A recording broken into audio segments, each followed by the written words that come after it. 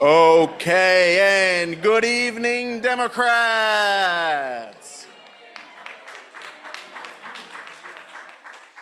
Okay, I appreciate the round of applause, but we really were looking for more of a call and response thing, so let's try it again. And everybody on Zoom, you can unmute just for right now, then you can mute yourselves again. Here we go. Good evening, Democrats. Good evening, Democrats. Good evening, Democrats. Good evening, Democrats. Thank you, everybody. Welcome to the Santa Monica Democratic Club in here, out there. My name is John Katz. I'm the president of the Santa Monica Democratic Club. Thank you so much for being here this evening. We've got a great full program with lots of stuff to do.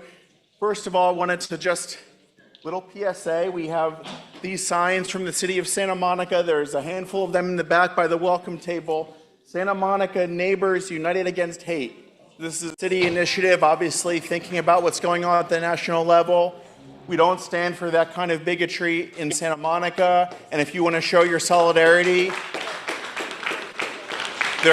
these signs, there's 10 of them in the back, including this one. Someone could just take it. I don't have it, but come grab the signs. And if we run out, there's also in the City Hall lobby, you can just go pick one up anytime that they're open.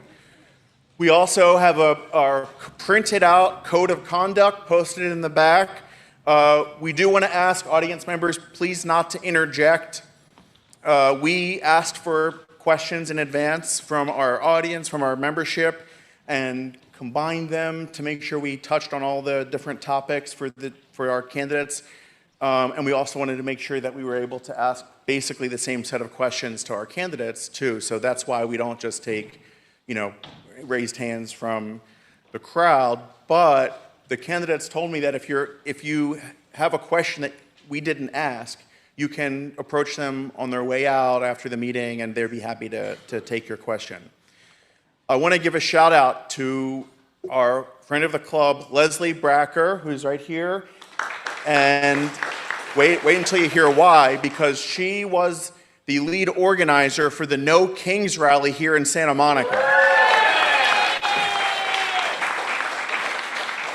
So Leslie was just telling me she went to the Culver City one and was like, why isn't there one in Santa Monica? And of course the answer was because nobody raised their hand to do it. So she raised her hand to do it, and her friend Lisa, who couldn't be here tonight, helped her out. And then the Santa Monica Democratic Club, especially led by our friend Michelle Grant over here, we collaborated with Leslie, and we saw what happened. About 5,000 or more people made it to Palisades Park to protest what's going on at the national level. So remember, the lesson here is all it takes to make a difference is to raise your hand. All of these protests are happening because somebody said, yeah, I'll do it, I'll host it, and then the infrastructure comes once you volunteer to take the lead on it. So next time you see Indivisible or somebody else is planning a National Day of Protest, maybe it will be you who decides to raise your hand and take the lead. And the Santa Monica Democratic Club will, of course, have your back. Next shout out. The Santa Monica Democratic Club Executive Board member, Susan Schaaf, was today voted to be the AD51 Democrat of the Year. There she is in the back.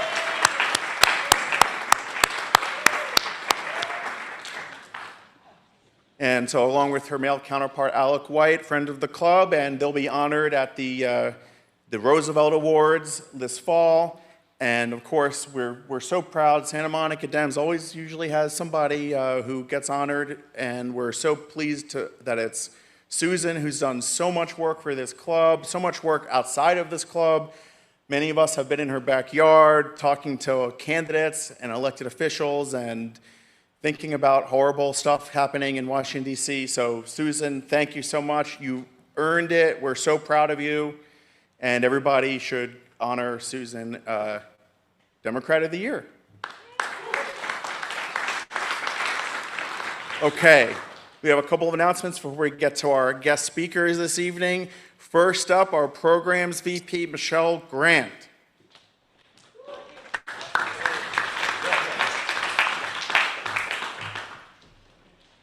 Hey everyone, it's so nice to see you all.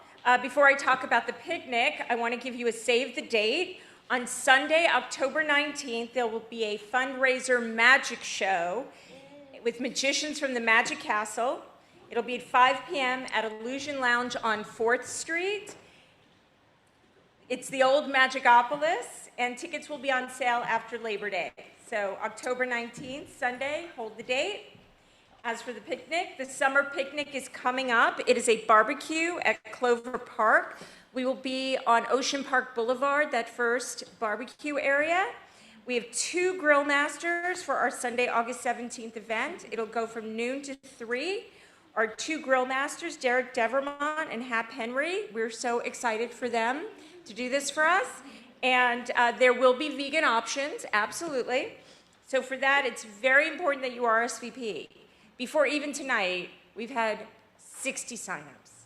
It's going to be a really fantastic event, but I want to make sure everybody gets fed, so please RSVP and let me know if there's any preferences like vegan. For the potluck portion, we're asking for sides, desserts, and drinks. No alcohol out in the park, guys. I know a lot of you have reached out about what you can bring or what you'd like to bring. Next week, I'll start emailing everybody to coordinate to make sure we wind up with a nice selection of things and not just a lot of potato salad. So, also, I just want to say if anyone has any lawn games like cornhole or the giant Jenga and would like to bring them, let me know. We'd love to have them out there. Also, I'm going to need a lot of coolers to get a lot of cold drinks for everybody. So please touch base with me and let me know if you have some stuff we can borrow for the day. And then I wanted to introduce, if you don't already know, Sean. Sean's going to talk to you about sponsorships. Hey everyone, thank you. I'm really looking forward to the picnic and to the barbecue. Michelle, thank you for all of your hard work to kind of help really get the logistics organized. So we do have sponsorships for this event. We have gold, silver, and supporter sponsors, and I encourage anybody that's interested in sponsoring to do so. We have the information on our socials. You can reach out to me or the SMDEM's email address. We have a QR code in the back. But so far, I wanted to kind of celebrate those that have committed to sponsor, including gold sponsors, Santa Monica Council member Dan Hall, Los Angeles County Supervisor Lindsay Horvath, Mike Newhouse, who's in the house, Santa Monica Community College trustee Shai Roy, and Bertha Wright. We have silver sponsors, Frank Gruber, Santa Monica College trustee Margaret Quinones Perez, Susan Shu and Brian Kolker, Santa Monica City Council member Carolyn Terosas, and Board of Equalization member Tony Vasquez, who's also here. And supporter sponsors, we have Santa Monica College trustee Luis Barrera Castañon, Michelle Grant, and Brett Morrow. So please do sponsor. That support helps operate our club, helps us have a good event, and helps us keep things running going forward. Also, I did want to note, today we have a forum with a number of candidates, and I'm so thankful that they've come today. We will have a follow-up debate for the Senate candidates on September 10th. So you've heard from each of the candidates individually, or many of the candidates individually, with 2 of them today, Councilmember Erickson here, and also we're hearing from Mike Newhouse today. But then all the candidates have agreed to a debate on the 10th of September. So I look forward to that. We're going to have some good questions and hopefully a really good interaction with all of the candidates in one place. And also, we have endorsements. We have endorsement coming up the following week. It will be a Zoom-only meeting, and we will be doing September 17th endorsement in that Senate race and also in the treasurer race. And today, I'm so thankful that we have from up north 2 of our candidates for treasurer, Senator Caballero and also Mayor Schaaf. And of course, we also had Tony Vasquez speak to our club as well previously. So we're going to have the treasurer endorsement also in that September meeting. So make sure that you have your memberships up to date, and others that are in the community that want to join, that they join so they can participate in that process.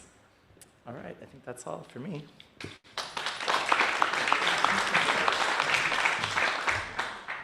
Okay, thank you, Sean. Thank you, Michelle. And now let's move on. We are going to be joined by 4 guests tonight, 2 candidates each from the 2 races we'll be voting to endorse in this September. As Sean just explained, first up, we're going to hear from 2 candidates running statewide for California Treasurer to succeed our outgoing Treasurer Fiona Ma. Then we'll hear from 2 candidates running in our district for State Senate to succeed our outgoing Senator Ben Allen. And for those who are just joining us for the first time this month, as Sean just explained, we have been hearing from other candidates in the 2 fields all year, including Tony Vasquez for Treasurer, who's here tonight, including Shai Roy, Ellen Evans, and Brittany McKinley for Senate. Okay, let's get started with our first candidate. She is a candidate for State Treasurer. Senator Ana Caballero represents California's 14th Senate District and has spent her career championing affordable housing, education, and water access. Former Assembly member and Secretary of the California State Consumer Services Agency, she's known for her bipartisan leadership and deep roots in the Salinas Valley. Please welcome Senator Caballero. You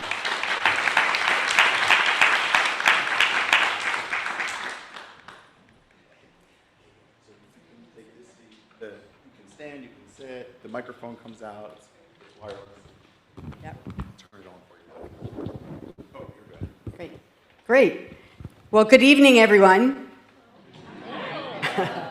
My name is Ana Caballero, as you heard, and I'm so pleased to be here. Thank you very much for allowing us to have a few words and to be able to, I think this is the first, you're the first Democratic club that's invited us, and it's really great to be here.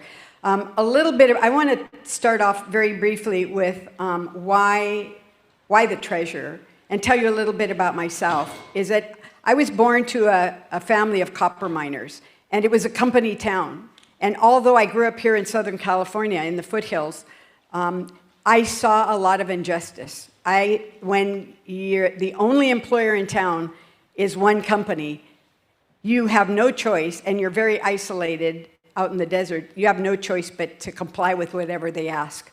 And part of that sense of justice, I learned very, very early. I decided I was going to go to law school so that I could represent farm workers, because I was convinced that the working conditions they were facing were very similar to the copper miners that were part of my family.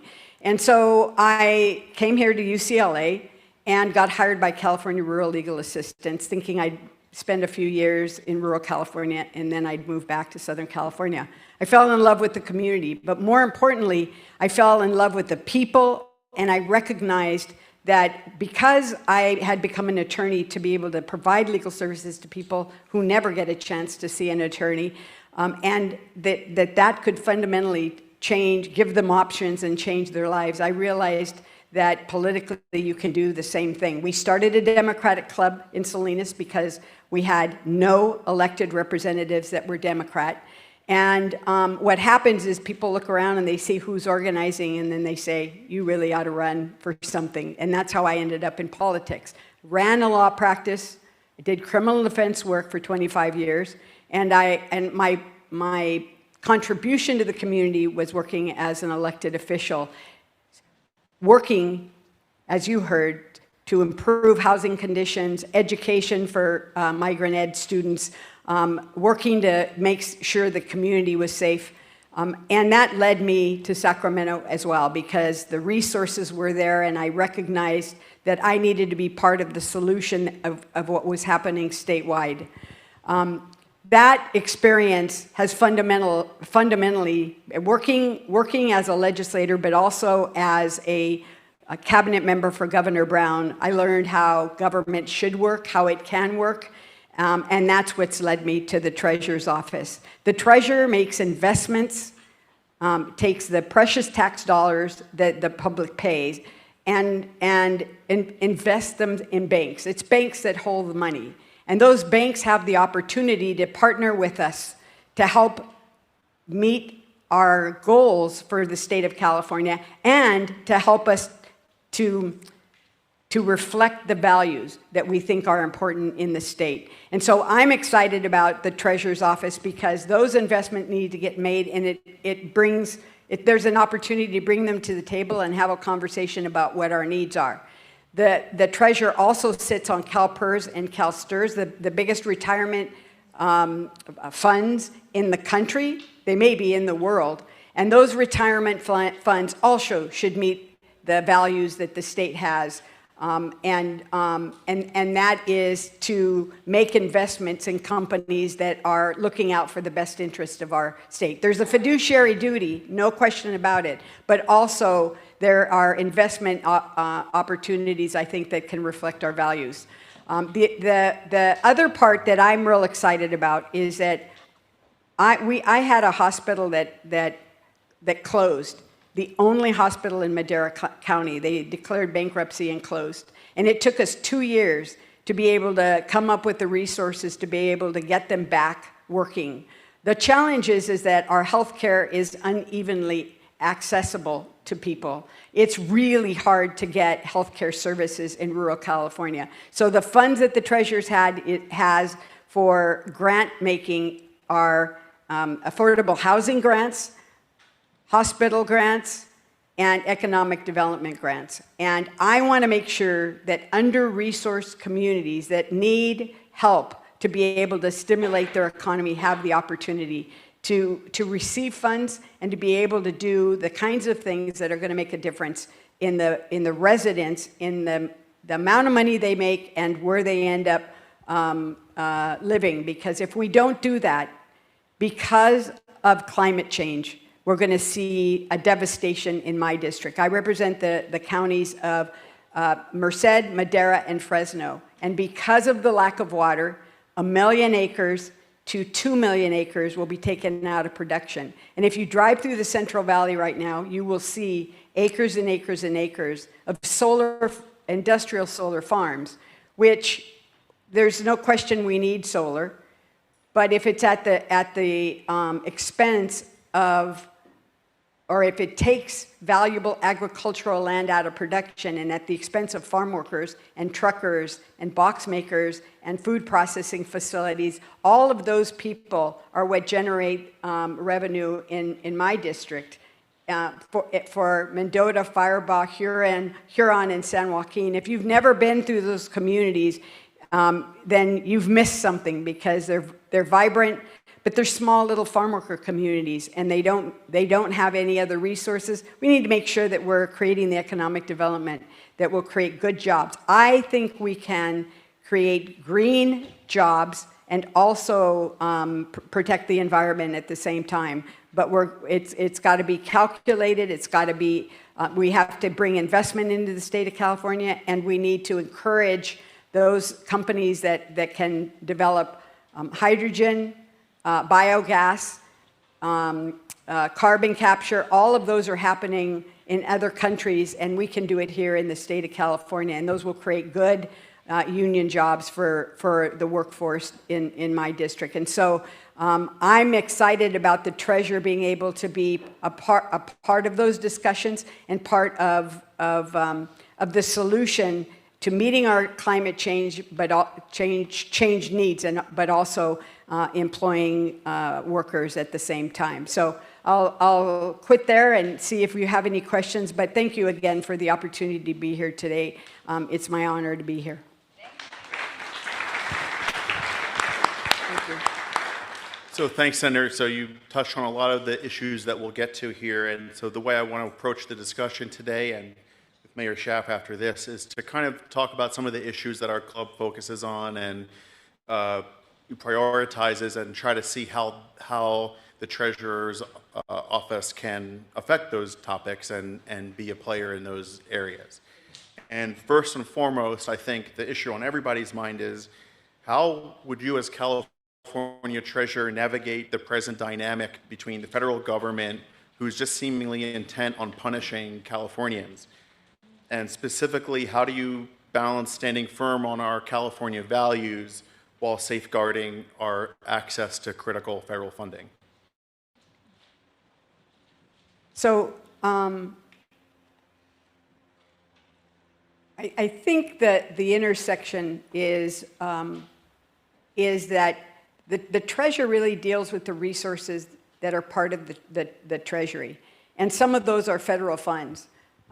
Those federal funds right now, I mean, it's clear to me that the federal administration, I refuse to say names because I'm just so mad, but that the federal administration is targeting California, and in many ways targeting us, the goose that laid the golden egg. California was on a trajectory right before this administration came in, where revenue was coming in a positive way, and the important thing is to litigate the heck out of the steal of resources, but we're going to need to bring in private dollars in order to make up. I think we got to be able to stand on our own 2 feet, because the federal government isn't going to let up. And as part of that, I think we need to take back some congressional seats. I think we're going to have to do the grassroots organizing to be able to make the midterm elections important. And that's one of the reasons that I'm excited about running a campaign, is that when I won the Senate seat, we flipped it from red to blue. It had not been in Democratic hands ever. And that flip was instrumental. It was really important. But the district got redder with the redistricting. I no longer represent the city of the Salinas Valley or San Benito County. And that was where I had, people had known me. I had my law practice there, and I served as a council member and mayor.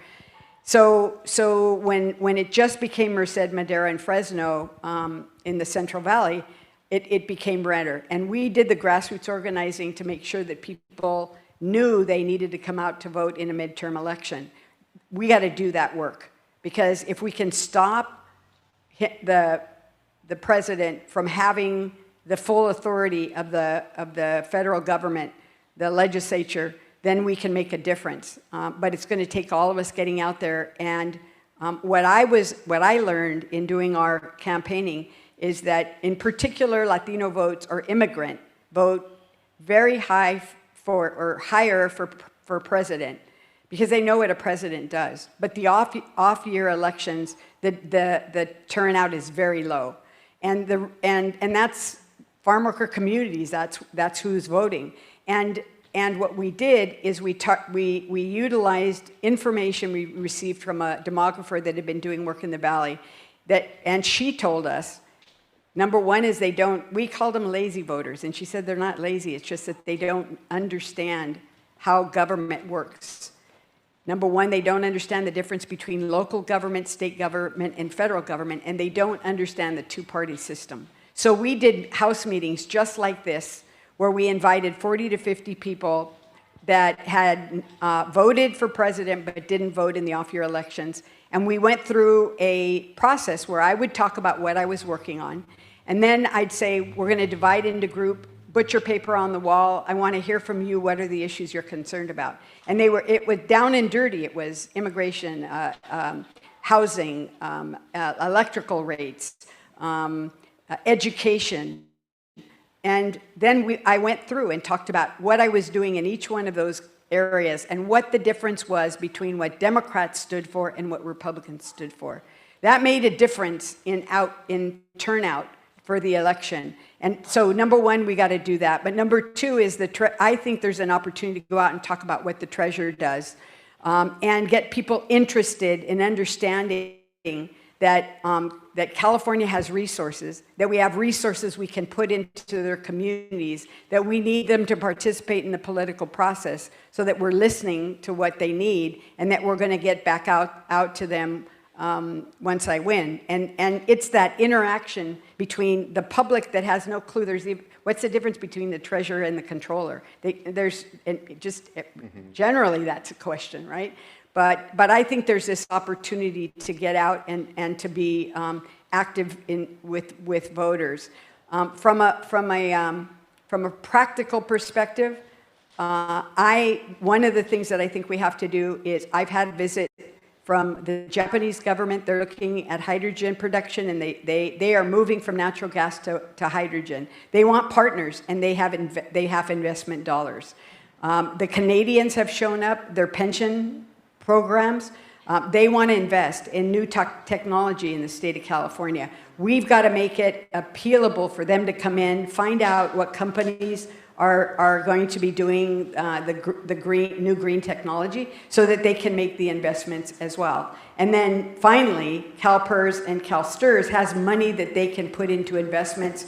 And I think that we ought to look at how their investments work internationally as compared to what making investments in California or to California values are as well, so that those resources can be used as well. And that's talking with the unions, because they are interested in having the highest standards in making investments, but also meeting the fiduciary duty as well. Got to do both.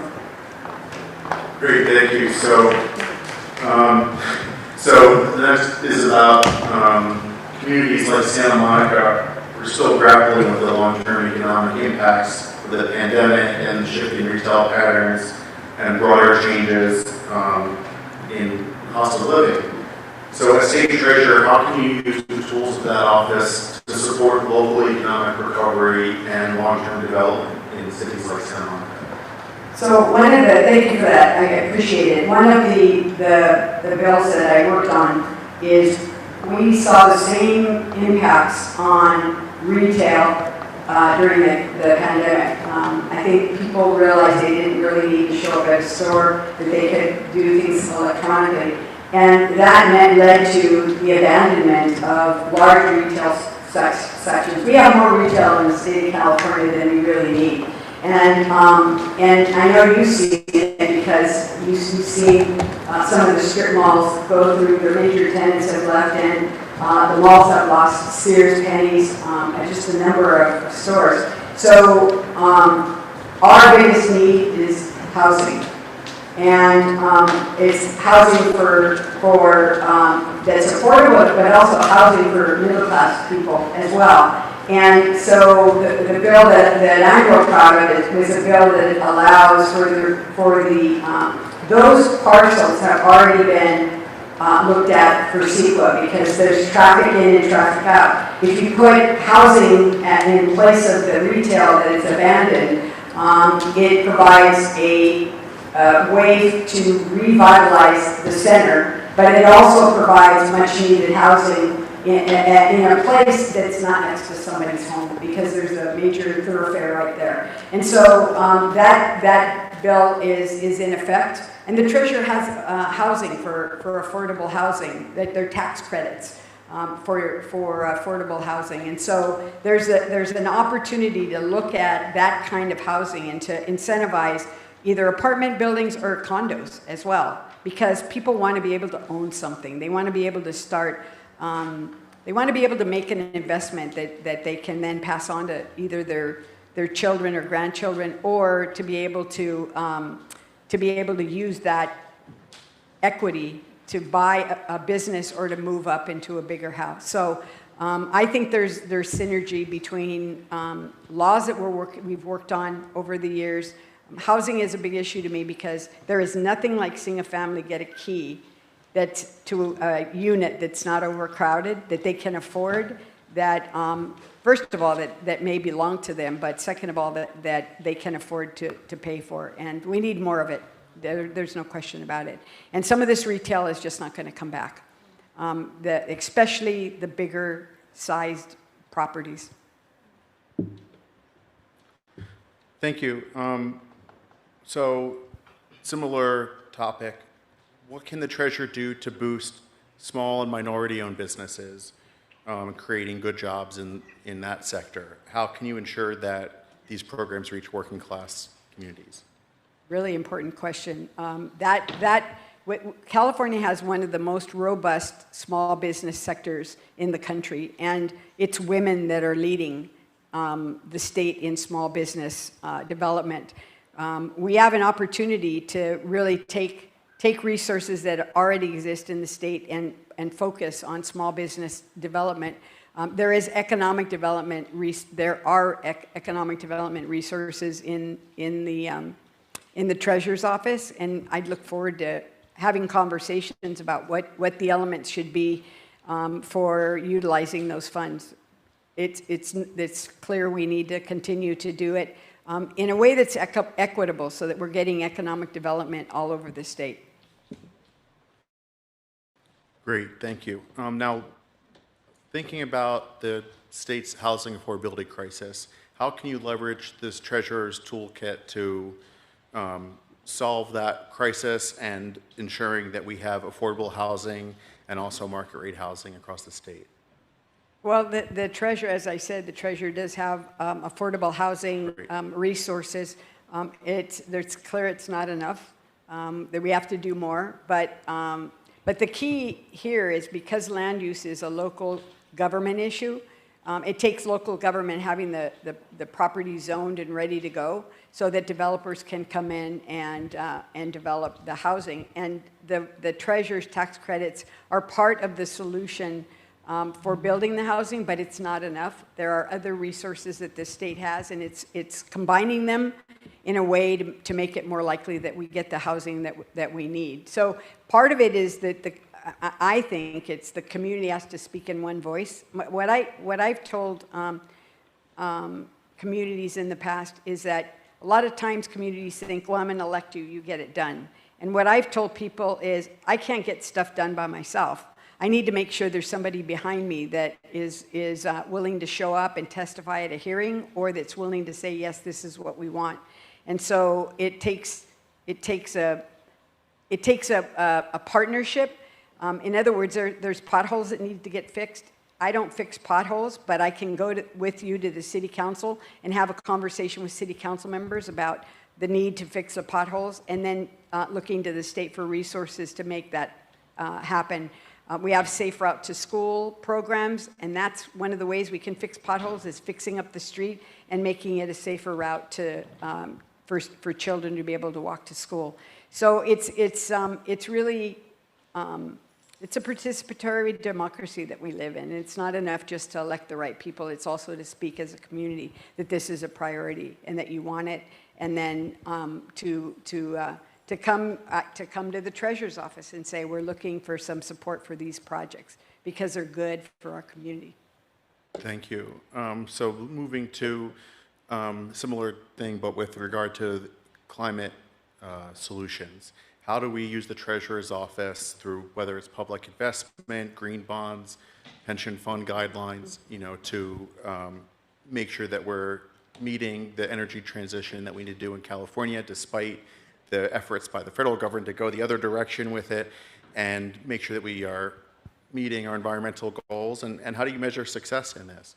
That's the success part is difficult. It may be project by project, but that it's what I was talking about in terms of the investments through CalPERS and CalSTRS, is that we have to reflect our values, and our values is that climate change is important to us, and that we want to be able to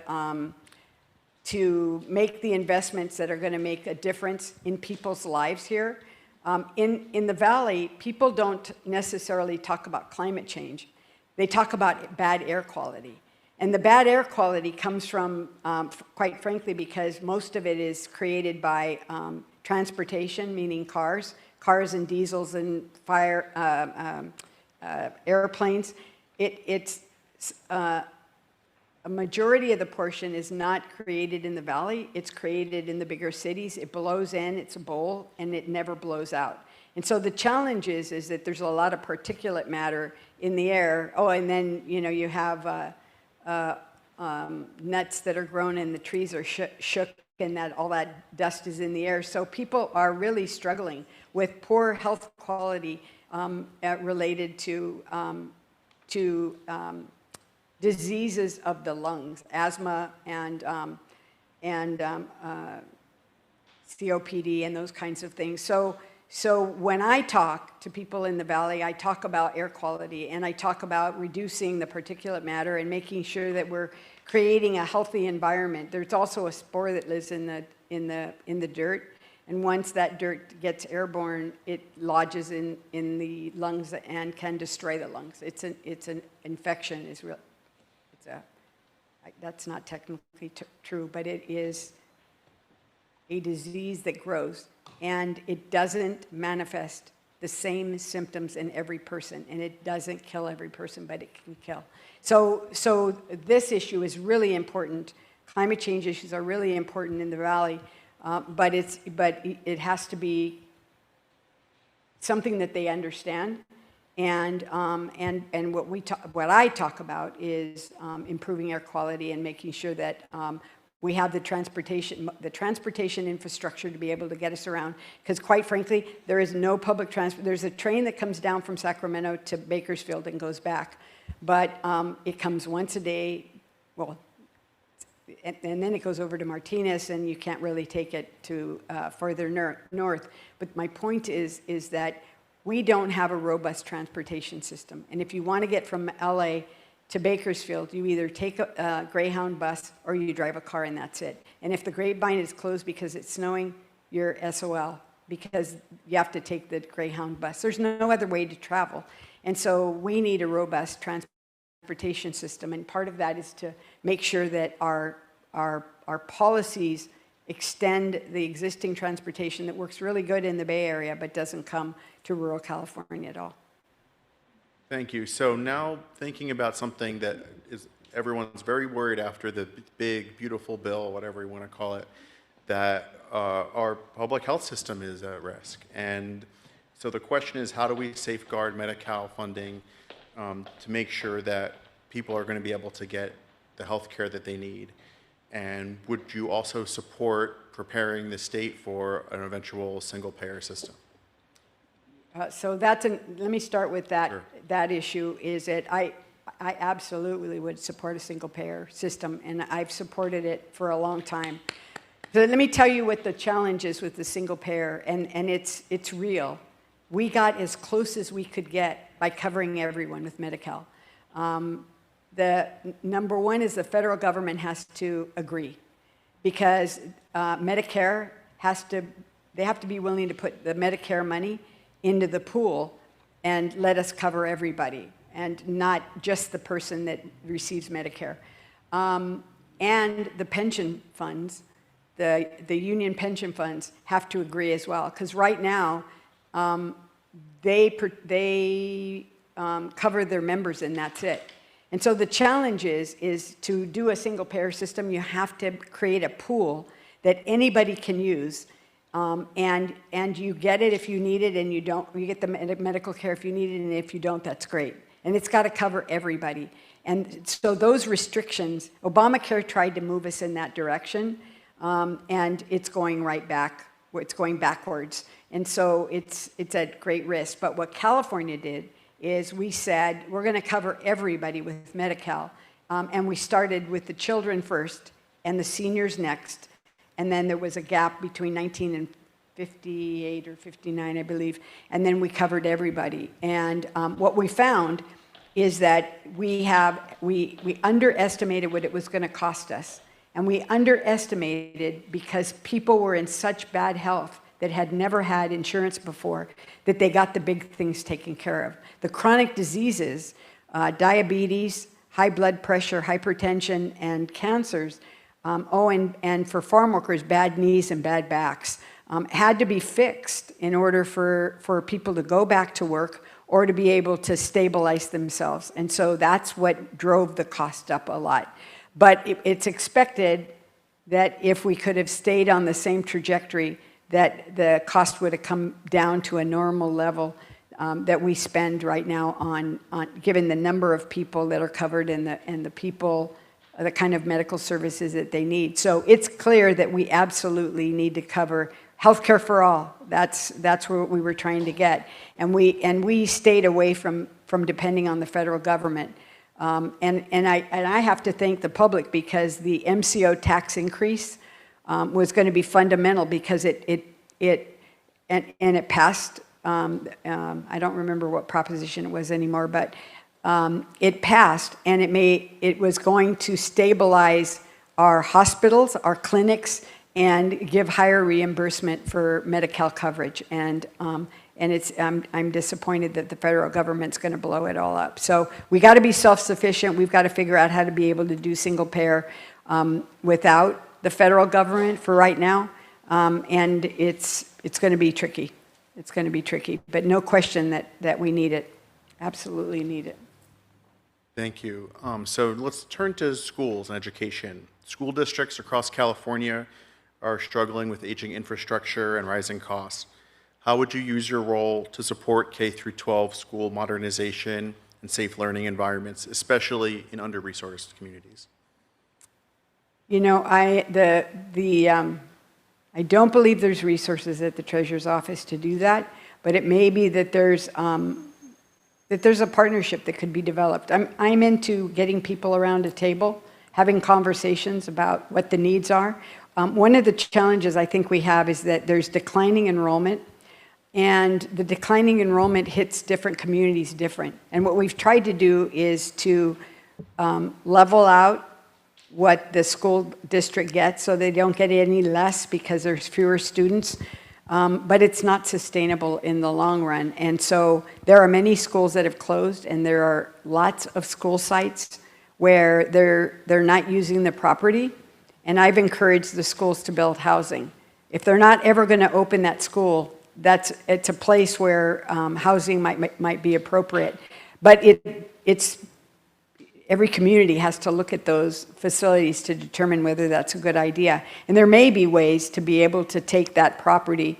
And right now, I believe state law says that it gives the authority to the school district to repurpose the property. And if they're going to repurpose it, it has to be housing first if there's if that's possible to do. And if that's the case, there are resources to be used in the Treasurer's Office for housing, and there may be a way to be able to create some economic incentive to. I become a big fan of putting property in trust and building the housing and letting the housing be sold. And you own the house but not the land underneath, so that there's a way for us to see some benefit of spending taxpayers' dollars to build housing and to not have the costs go up so high on those housing units. I need to study it more, but there may be a way to be able to do that with the tax credit so that we're keeping the property in public hands, but it gives the school district an ability to use that property to then modernize their schools without having to use bonds, and to maybe change some of the services that they give as well. Great, okay. And then switching to higher education, are there tools in the Treasurer's Office that focus on the cost is so high to go to college and university, how we keep that affordable and more equitable? So there are funds at the Treasurer's Office.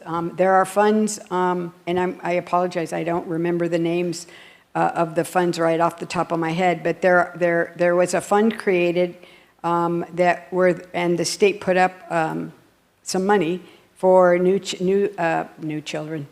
children born a few years ago, and it's a fund for their future education. I'm not clear what's happening with that fund, but it's for children born in the state of California, and it's supposed to grow. The fund is supposed to grow over time, and there's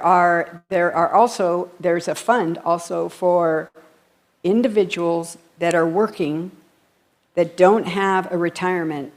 The companies put in money for their eventual retirement. That fund is growing as well, and it can be taken out if you hit an emergency. It can be used just like any retirement account. You can take out your money and use it, or you can leave it in there, and that money is yours when you retire. And I support both of those, because part of the challenge with being a blue-collar worker, and part of the reason that we have such a crisis in housing, in the homelessness, is the fastest growing demographic are adults over the age of 65.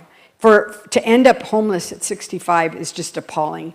And it's blue-collar workers that never have, had a retirement program. And for the most part, they're people of color.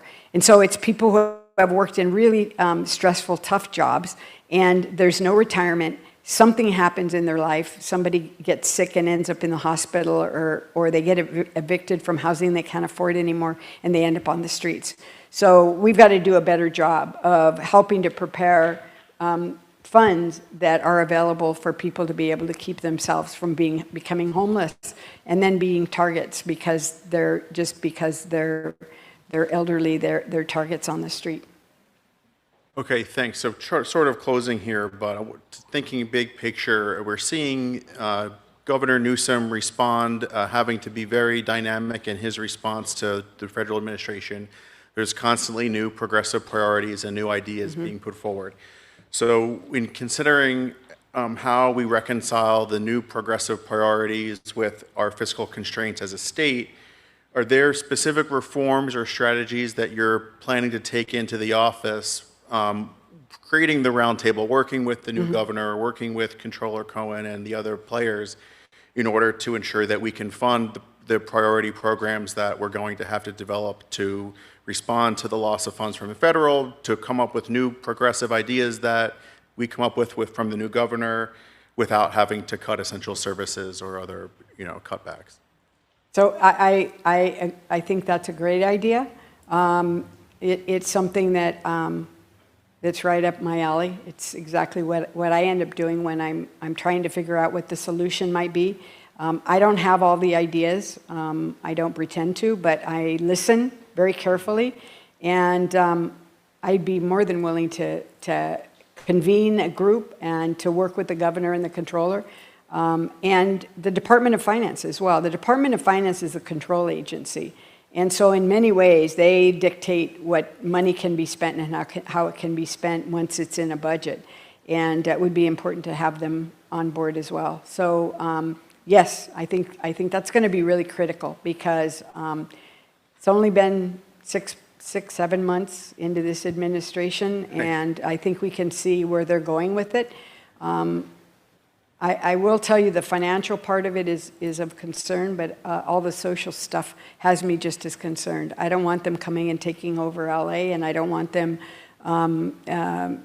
implementing what they have planned in their 2026 document. We've got to resist, and we've got to do it in a way that's smart. Okay, thanks. So final question, I realized I needed to ask this because our outgoing treasurer, Fiona Ma, is famous for her big karaoke parties at the Democratic convention. So if you became the treasurer, what would be your go-to karaoke song? Oh, wow. Oh, my gosh. Go-to. Probably Girls Just Want to Have Fun. Okay. Yeah, I know. All right, thank you so much, Thank Senator. you. Thank you. Thanks, really good.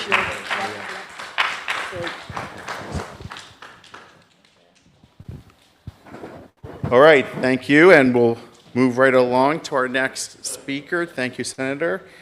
Okay, so Libby Schaaf served as mayor of Oakland from 2015 to 2023, where she focused on affordable housing, public safety reform, and progressive urban policy. Former nonprofit executive and city council member, she's recognized for her innovative approaches to homelessness and economic development. Let's welcome Mayor Libby Schaaf.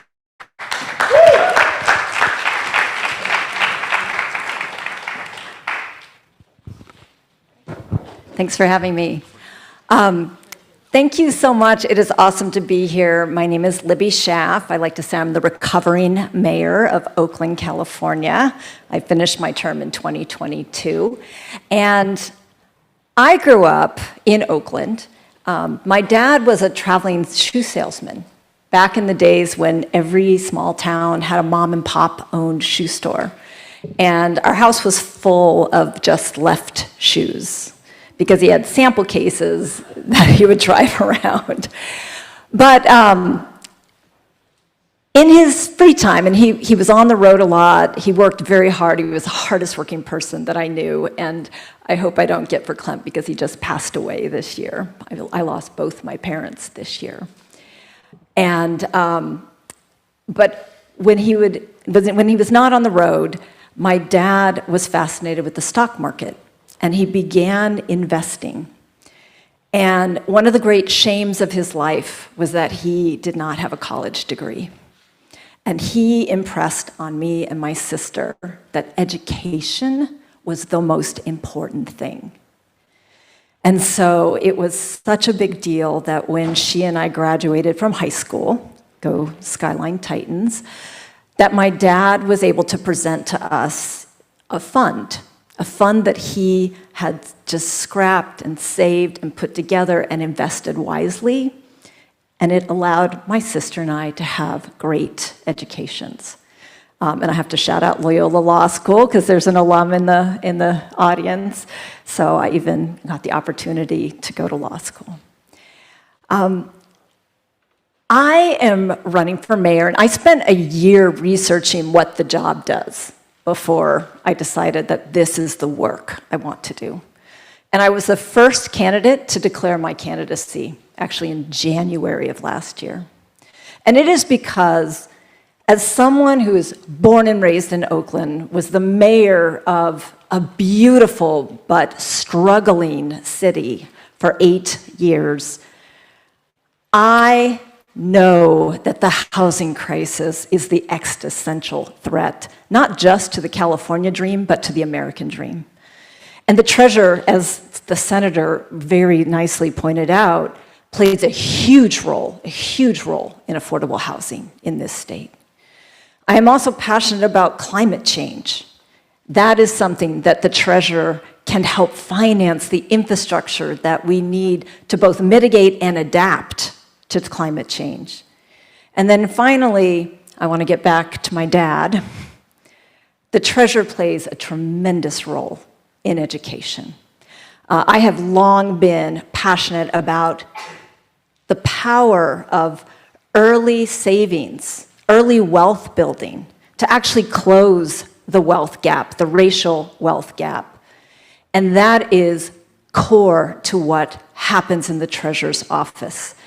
So those are 3 of my passions, probably not as much of a passion, but I think also important. I think we have to be honest. People are struggling. They're not going to bed feeling secure for themselves and their family, but they are also really irritated with government. When people write that tax check, they feel irritated. And I would like to be an influential voice for making government a little less irritating. So those are some of my passions. That's a little bit about my background. I'm happy to go into more detail. I want to do it with the questions, but I am just a girl from Oakland, California that is very passionate about every family going to bed at night, knowing that they are financially secure, knowing that their children have a secure future.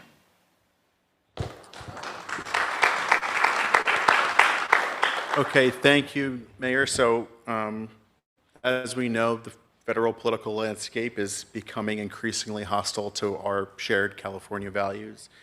If elected, what would be your approach to that dynamic on the day-to-day in the Treasurer's office, and how what's happening in Washington would affect the Treasurer's office, and what you would do to stand firm on principle in your day-to-day operation?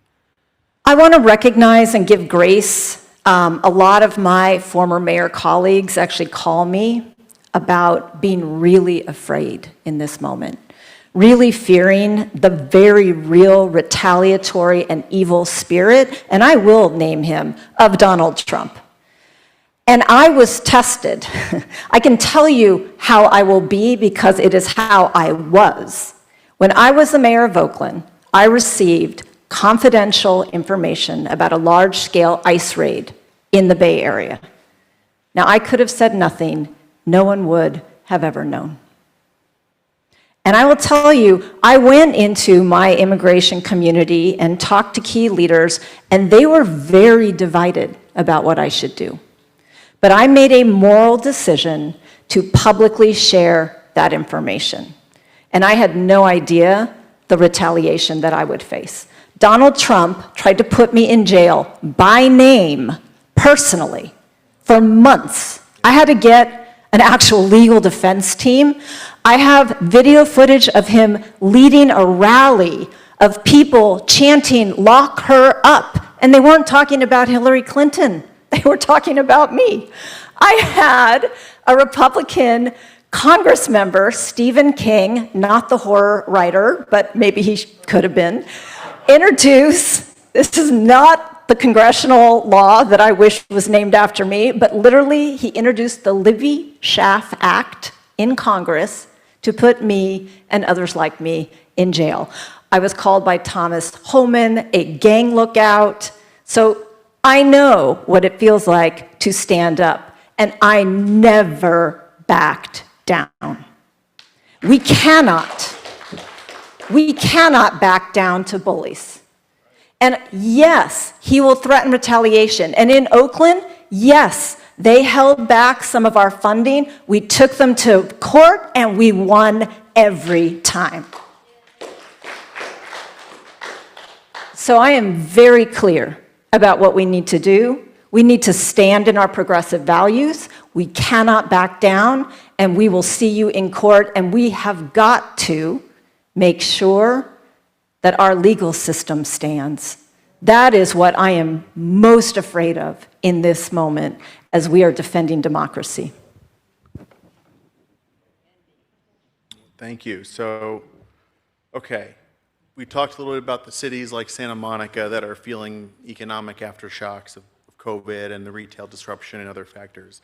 So what is the treasurer's role in helping local economies recover and grow?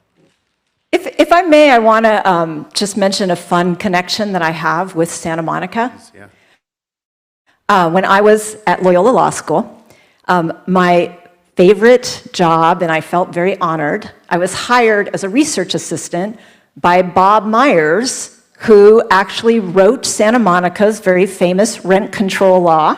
He was the city attorney at the time, and I was a research assistant on the amicus brief for the city of Santa Monica that went to the United States Supreme Court on Yee versus Escondido that continued to defend the right to have rent control. So, fun little connection. 1991. So, Gleam Davis, who's here, your former mayor, I'm very proud to have her endorsement. Am I allowed to say that? Oh, sorry. Yeah, okay. of course. Yeah. Thank you, Gleam. Gleam and I have actually crossed paths on a lot of things, particularly climate, but we both were on a study trip this last year to Vienna to study social housing. And that model is such a promising model to not only address affordable housing, missing middle housing, but to really think about mixed-use revitalization with a model that is sustainable, that does not require public subsidy, but does require public lending. This Vienna model has a revolving loan fund that actually does get paid back because of its ability to utilize, again, about half the units are market rate and then half are protected affordable. And the quality of the developments, the way that they are revitalizing the neighborhoods, the amenities, the activities for residents, that is all part of their model. They even have an incredible model for student housing. I have some fantastic interns here from UCLA, go Bruins.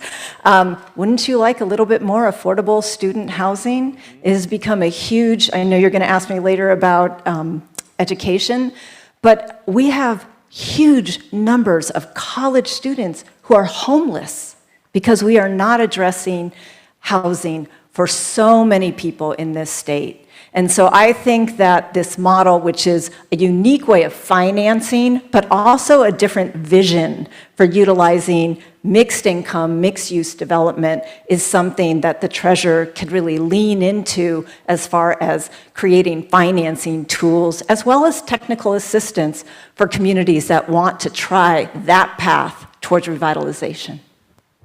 Great, thank you. So we'll come back to the housing question in a second, but just finishing up with the development issues.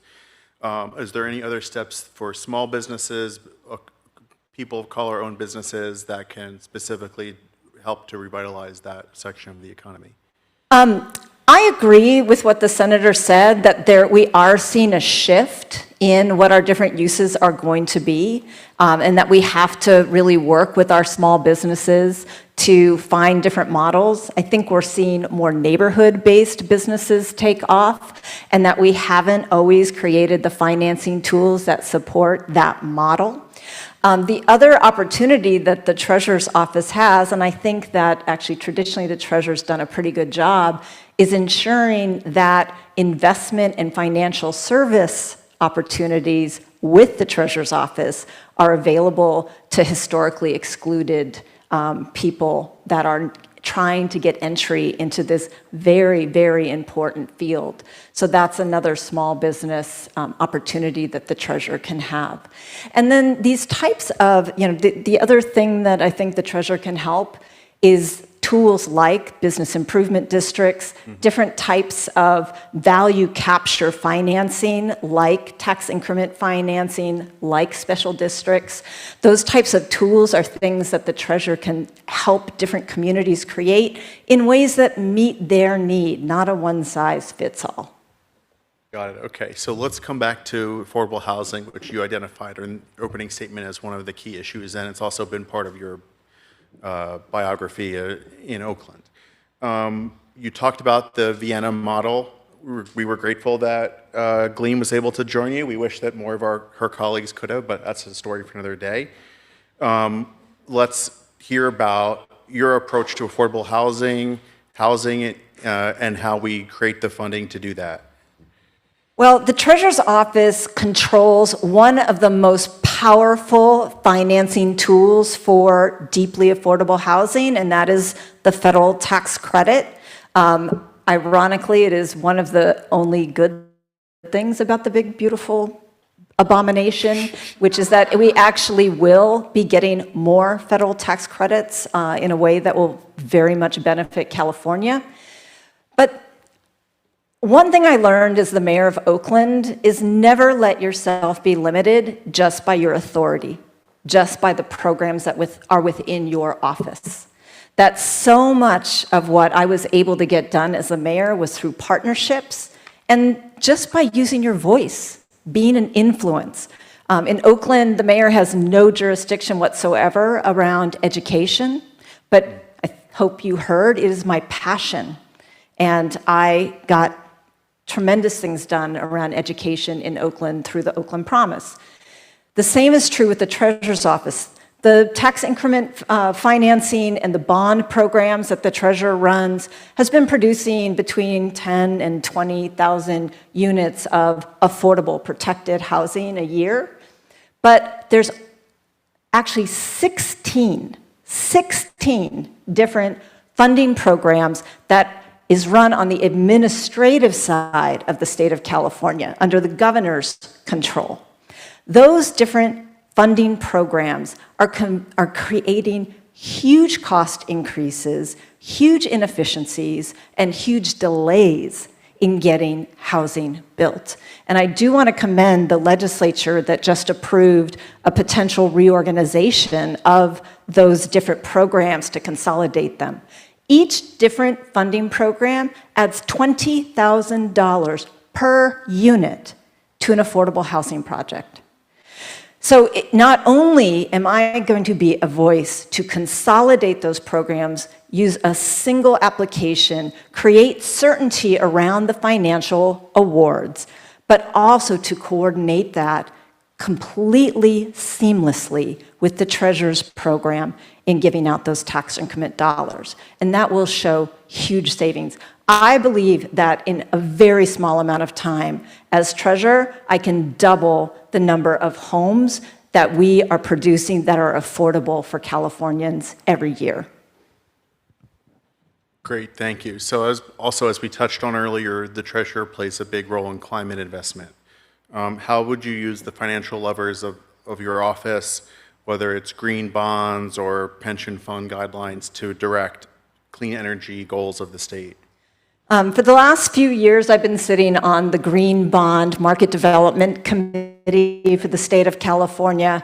I also teach at UC Berkeley a class called Climate, Politics, Finance, and Infrastructure. I actually co-teach it with Kate Gordon, who's the head of California Forward, who actually helped write the IRA. She was a special advisor to Secretary Granholm. We have to build faster our climate infrastructure. And, you know, those are some of the technologies that the senator referred to, but it also includes the transmission systems, because if we are going to get to carbon neutrality by 2045, which is our goal, we are already way off track. If you've read the analysis from the LEO's office, we are off track. That is because we have not built the transmission systems to actually get the renewable energy transmitted to where it's needed and going to be used. It's because we are not building the types of technologies and infrastructure that is going to allow us not only to mitigate climate change, but to also adapt, to restore our wetlands, to actually accommodate when we have the changing tides. So much the Treasurer can do if they are a voice to be more aggressive in funding that climate infrastructure. And then the last thing I will say, and this does get back to housing, but we have to build our affordable housing near jobs and near transit. This suburban sprawl is not just killing our climate, it is actually killing our families. The fact that parents have to be supercommuters and have hours away from their children just to be able to live someplace that they can afford and have a job that actually takes care of their families, that is not just bad for the climate, it is actually inhumane. And we have not been prioritizing our affordable housing funding to actually take the impact of housing site into account as we're creating those funding streams. Great. And what role do you see the Treasurer's Office playing in supporting the public health infrastructure? You know, we talked about with the Senator the issues from the federal government and how we preserve Medi-Cal funding, and then also the corollary question of if you would support moving California to a single-payer system. Yeah, I was actually a co-founder along with then Mayor, now Congress member Robert Garcia, of Mayors for Medicaid for All. So it is a position that I have had very clearly for a very long time. As far as how we are combating this moment of absolute threat and just disgusting inhumanity from our federal government, I want to talk about maybe some additional ideas that have not been on the table as much. One is I am a big believer in a guaranteed income. And the more that we are actually giving people unrestricted benefits and support, whether they use that for their medical needs, whether they use that for their housing, like who are we as government to tell people what they need in every single moment of their lives? And so I actually believe that in California, we can actually do the opposite of what the big, beautiful abomination just did, which is literally show a savings in Medicaid just by torturing people and making the process so difficult that they know people are going to drop off the rolls. You all realize that. That is how they are realizing that savings, not by creating a lower standard of eligibility, literally by making the procedural barriers higher so they know that people will fall off the rolls. That is how they realize those savings in the budget. So California can show the antidote to that. We can actually make our benefits more flexible, less onerous to receive, less onerous to get re-enrolled in and maintain your eligibility. I am a big believer in that type of approach that really gives agency and dignity to all people, no matter what their income is. And then finally, it's just about, again, I really commend that vision of we've got to flip seats. We have got to get moral leaders back into Washington, D.C. But in the meantime, I think California can also show there's a better way to approach our medical system. The last one, and this may be a little bit of heresy, it might get me in trouble, but I don't know if you have seen that America has the third lowest per capita number of doctors of any developed country in the world. And it is artificially constrained by limiting residencies and also making it impossible for someone with a medical license from another country to get licensed here. I know it's a little bit of a controversial thing, but I'm actually a very proud abundant. I'm very into the abundance movement. And we can debate afterwards about what that is and isn't. But one of the things it is really examining, are there some artificial constraints on the supply of something that we need that is actually not serving the public good? And I say that this artificial constraint on the number of doctors in our country is not serving the public good. Okay, so let's talk about education, another one of your key areas. As we mentioned, the districts are struggling to upgrade their infrastructure. How do we use the Treasurer's Office to help modernize K through 12 schools? Respectfully, Senator, the Treasurer has a very, very big role in that. The Treasurer sits on a number of boards that provide financing for educational facilities, both K through 12 and for higher education. And so the Treasurer has always played a big role. I also believe the Treasurer can serve as a resource to local communities that want to go out and do ad valorem taxes to support bonds. And I'm very jealous because school bonds only require a 55% vote. I was a big part of the campaign, Prop 5, that heartbreakingly lost, that would have taken that voter threshold for local bonds down to 55%. It's very undemocratic, I believe, in our country that you need a 2/3 vote for a community to actually choose to finance its own infrastructure, and that includes affordable housing. In Oakland, we were very blessed to get our voters to twice vote for infrastructure bonds, for climate change, for affordable housing, and for fixing the damn roads because they're really bad in Oakland. But those are some of the things that the Treasurer can do to modernize our facilities. And then I already talked a little bit about student housing. That's also something that's coming up at Santa Monica College. They're working on housing there. But turning to the higher education, what are your ideas there, making college more affordable and accessible?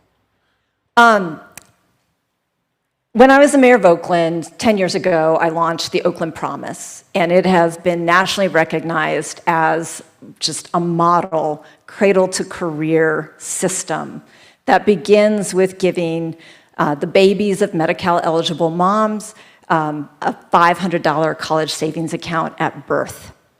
And the success of programs like Oakland's, like San Francisco's, like a number of what we call a CSA or Child Savings Account or early wealth building program around California really helped create the momentum of the program that the Senator referred to. Senator, the name of the program is Cal Kids. Cal Kids. I dream that word in my sleep because of my work on the Oakland Promise. I was awarded a Harvard fellowship, and my project for the fellowship was to actually research how California's treasurer could improve the Cal Kids program. The Cal Kids program gives every baby born in California a $100 scholarship or savings account. And they call it an educational savings account because it's not just for four-year college. It can be for community college, for a trade certificate. It can be for the living expenses or the books. It doesn't just have to go to tuition. It's like a 529, okay? And then for low-income first graders through 12th graders, California has automatically set up accounts they're like 5 million low-income kids that actually have a Cal Kids account in their name right now with at least $500 in it. For foster kids, they actually have $1,000 in it. And also, if the kids are unhoused, they have another $500 in it.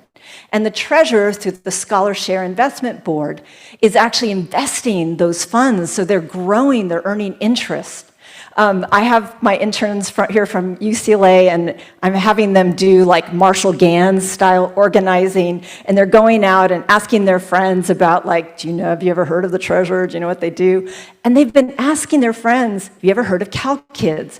And almost all of them have found someone who went online and discovered, oh my God, my kid has a Cal Kids account with money in it, and I didn't even know. The last time I checked, only 20% of the families who actually have an account with money in it have actually discovered that account and are interacting or engaging with it. Again, I did this research project. I have a plan to engage every local community in doing their own form of doing the outreach. Actually, this is the type of outreach where the politician, the elected official, should not be doing it. The message needs to come from parents, from teachers, from principals. But this is the biggest college savings program in the country. And California should be proud of it, and Californians should know about it. Thank you. So now coming to a close here, thinking about the new projects that we're going to want to fund with the new administration that comes in, meaning the California administration, not... Can't we get a new one well, that there would be too? good. Be a whole different conversation, I think. But so are there strategies, whether they're investment strategies or just strategic ideas about how to be able to be dynamic and flexible to react to things that are going on, whether it's responding to the federal government or just a new progressive idea, I have shocked my friends and family by pledging that when I become California's treasurer, I will actually move out of the city of Oakland, my beloved hometown, and move to Sacramento. Because I know that nothing gets done alone, that partnership with the governor, with the other constitutional officers, and with the legislature is so important to the transformative work that I want to get done in this role. There are things that the treasurer can do within their jurisdiction, within their direct control, but so much that needs to be changed with legislative action. When we think about all of the constraints, the bottlenecks, the outdated laws that are pulling resources away from where they could be better spent, that is work that has to be done not just through your own office, but in partnership with these other forms of government.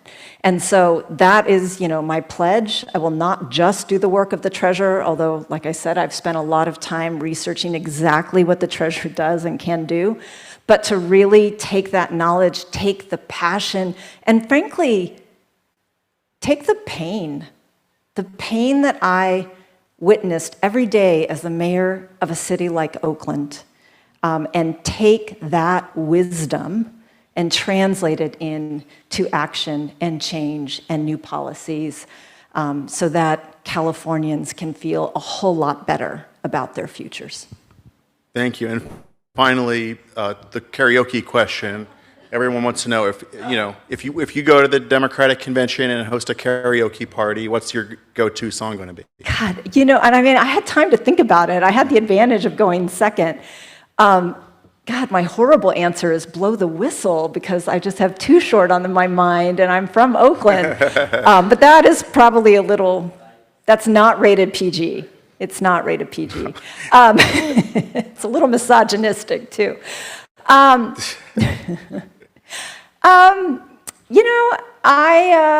love that song, California Stars, the Wilco song. Oh, okay. I know, a little more mellow.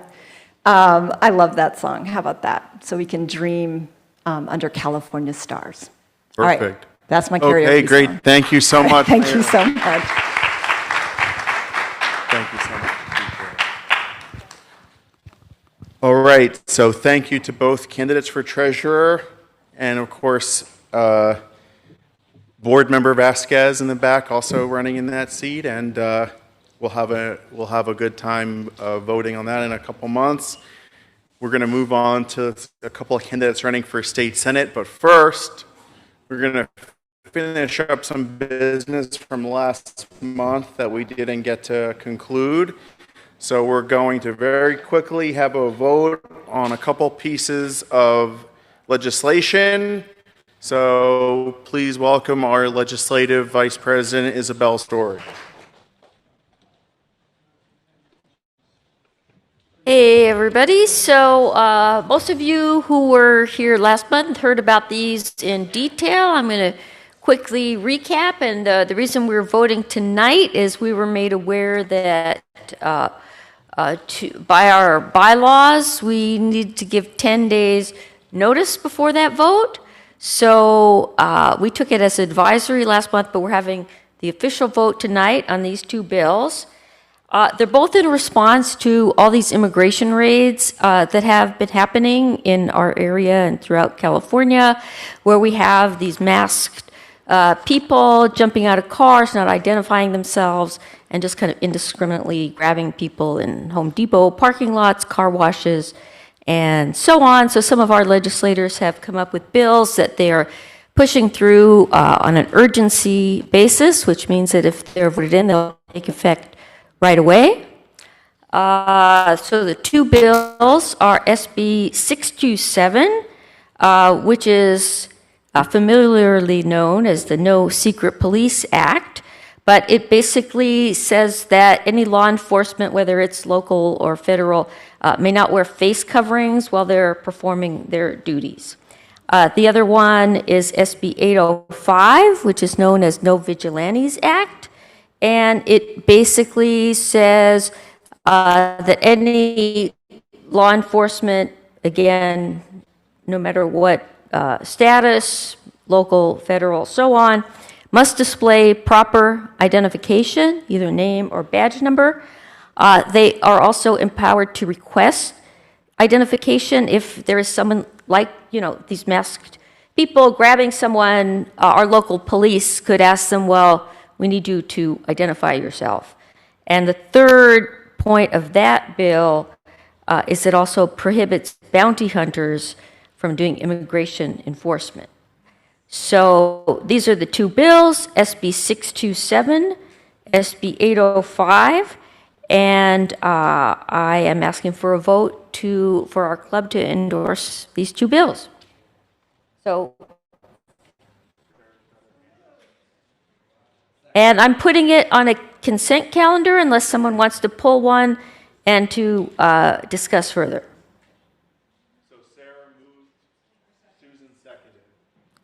Okay, we've moved and seconded, and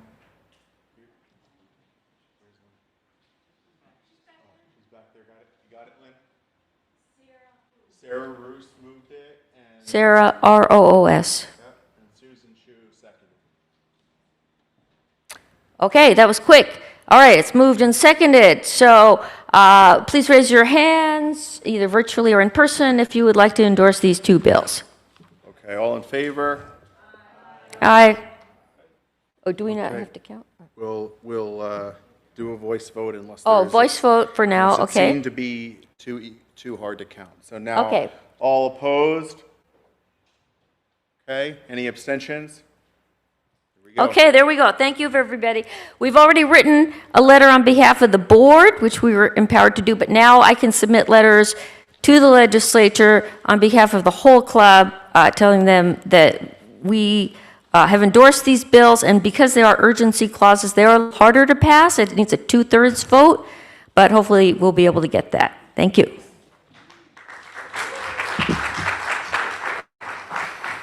Okay, thank you, Isabel. Thank you to the Legislative Committee for the work they're doing and for the club. Thanks, everybody, for voting for that. And now we'll go to our two candidates this evening who are running for State Senate. And we will start with our friend who's a longtime member of this club. John Erickson is a council member, former mayor of West Hollywood. He's known for his advocacy on LGBTQ rights, renter protections, climate action, LA, and he's a longtime leader in progressive activism. Let's welcome John Erickson.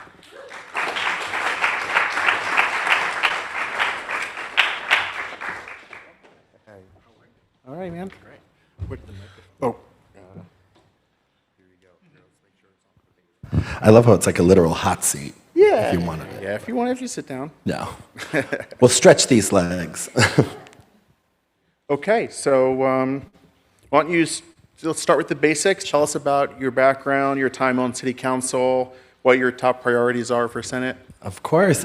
First, hello to everyone on Zoom as well. I frequently have to join on Zoom, so I always like to, even when I'm running a city council meeting, go to the Zoom people first because it takes a lot to have the phone and make sure, one, you're just not off mute, one, but two, making sure that you're in all these meetings. And two, hello to all of you, my fellow Democratic Club members and friends in this room. I'm Councilmember John Erickson from the city of West Hollywood. I was elected in 2020 at the height of the pandemic. I was outspent 4-1. I unseated 2 people with my same first name, and I didn't knock a single door. So what does that actually mean? That means the message that I'm putting forward in this campaign running on making sure our renters have protections, making sure our climate is protected, making sure we're increasing tenant harassment ordinances that the state fully controls, building housing, but specifically making sure California is affordable to do business, live, work, and play in, are all tantamount to making sure California is as successful as we want it to be, and as our great friends who are running for treasurer so well spoke about. But specifically, I'm running for this seat because leadership at a time doesn't call you. It's something that you look at and you see, how are we going to make a move now to move our world, our district, and our state forward? When I saw this ability to run for this seat, I really look back when my niece in 2016 asked me what I was doing to make sure she didn't grow up in a world then about to be ruled by the first term of the current president of the United States. I then worked with my friend Sarah Bradshaw over there and made sure we organized the largest march in United States history, the Women's March, right here in 2017, which I know many of you came to. But how do you jump in when you need to be leaders? And looking at the issues before our state, but specifically this district, are some things that I believe I'm uniquely qualified to really do. Not only serving at a local government level, knowing the role that the state plays with passing sometimes very sweeping legislation that impacts our local control. I believe it was the senator that said local land use is something that we really have to focus on when it comes down to what control we have as local cities. And that only exacerbates the current housing crisis we're currently in, but I also believe the current affordability crisis that our state and our county and our district is really suffering from.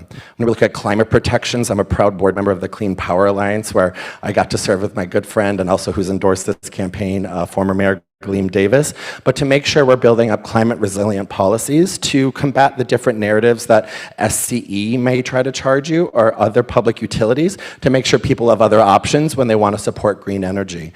But then also looking at how we're supporting workers and the labor movement, but also making sure that no one has to travel 2 hours to get to a job where they're not making a living wage, which is why I authored the highest minimum wage in the state of, well, the United States back then, but now just the state of California and Wisconsin. When I first got elected in 2021, in partnerships with my friends Unite Here Local 11, who have also solely endorsed this campaign as well, because of those long-standing relationships, to make sure that when you step out that door every single day, you want to know the government is working for you to make sure your lives are a little bit better, but specifically to know that the government is not against you. And right now we have the federal government doing what they're going to do, but we have to look to California to be leaders, and our leaders in the state Senate, the state assembly, as well as our constitutional offices have to really think critically and outside of the box right now to come up with different solutions for all of these issues that we're facing. So I'm running a very progressive campaign to make sure that when we step into the office on day one, next December in 2026, that we already know who's sitting at our coalition table, who's also making sure, who's helping make sure our policies are well thought out, and that have the actual impacts to the daily lives of people, to make sure that they know we are actually listening to the people we are supposed to serve. And also to make sure that I know I have to have a karaoke club at the next California convention to make sure it ravels former current controller Ma, who's also endorsed this campaign, because apparently there's some competition there. But nevertheless, I always ask politicians and people who want to run for office a couple of basic questions. Have you ever had to rely on public transportation to get to and from work? Most of the times the answer is no. Have you ever had to work a minimum wage job in your community and learn to pay your rent, your bills? The answer is usually no. Or they did, and they've been able to work their ways up. Have you ever had to live without health care? And the answer is usually no. So I'm a proud single-payer supporter, always have been. But those three questions govern how I do my policies at the city council level and how I plan to do it at the state senate level. And so we all need to be thinking locally, but we also need to be thinking locally with solutions. And I know I bring that unique skill set, and I'm really excited to be here. I've been a long member of this club, and it's so great to see so many of you who are friends and not on Zoom and all of the great things. So thanks for having me. Yeah, thank you. So you're running to succeed Senator Ben Allen, who's been representing the district for 10 years now. He also was elected directly from the board of this club to the Senate seat. What's your assessment of his tenure so far? Where do you think he's made the biggest impact? Where would a Senator Erickson chart a slightly different path? Well, Senator Ben Allen has been a champion for so many issues. I mean, to name a few, his work against plastics, his work on the climate, his work on the coast, but specifically his work in building collaborative coalitions up in the Senate, where votes are very hard to sometimes come by when we have those tough votes, are issues that I think, if we are paying attention, are going to have some big changes coming up here. The brain drain up in Sacramento, with term limits impacting a lot of the Assembly and the Senate, is going to come forth, and we're seeing a lot of people who are leaving, who have served such long tenure, really have to figure out where their legacies are. When I had the ability to meet with the senator many months ago, I talked to him about what some of his priorities were that I would love to continue, and the work along the coast and climate are top of them. Those are things that are tantamount to what we're doing.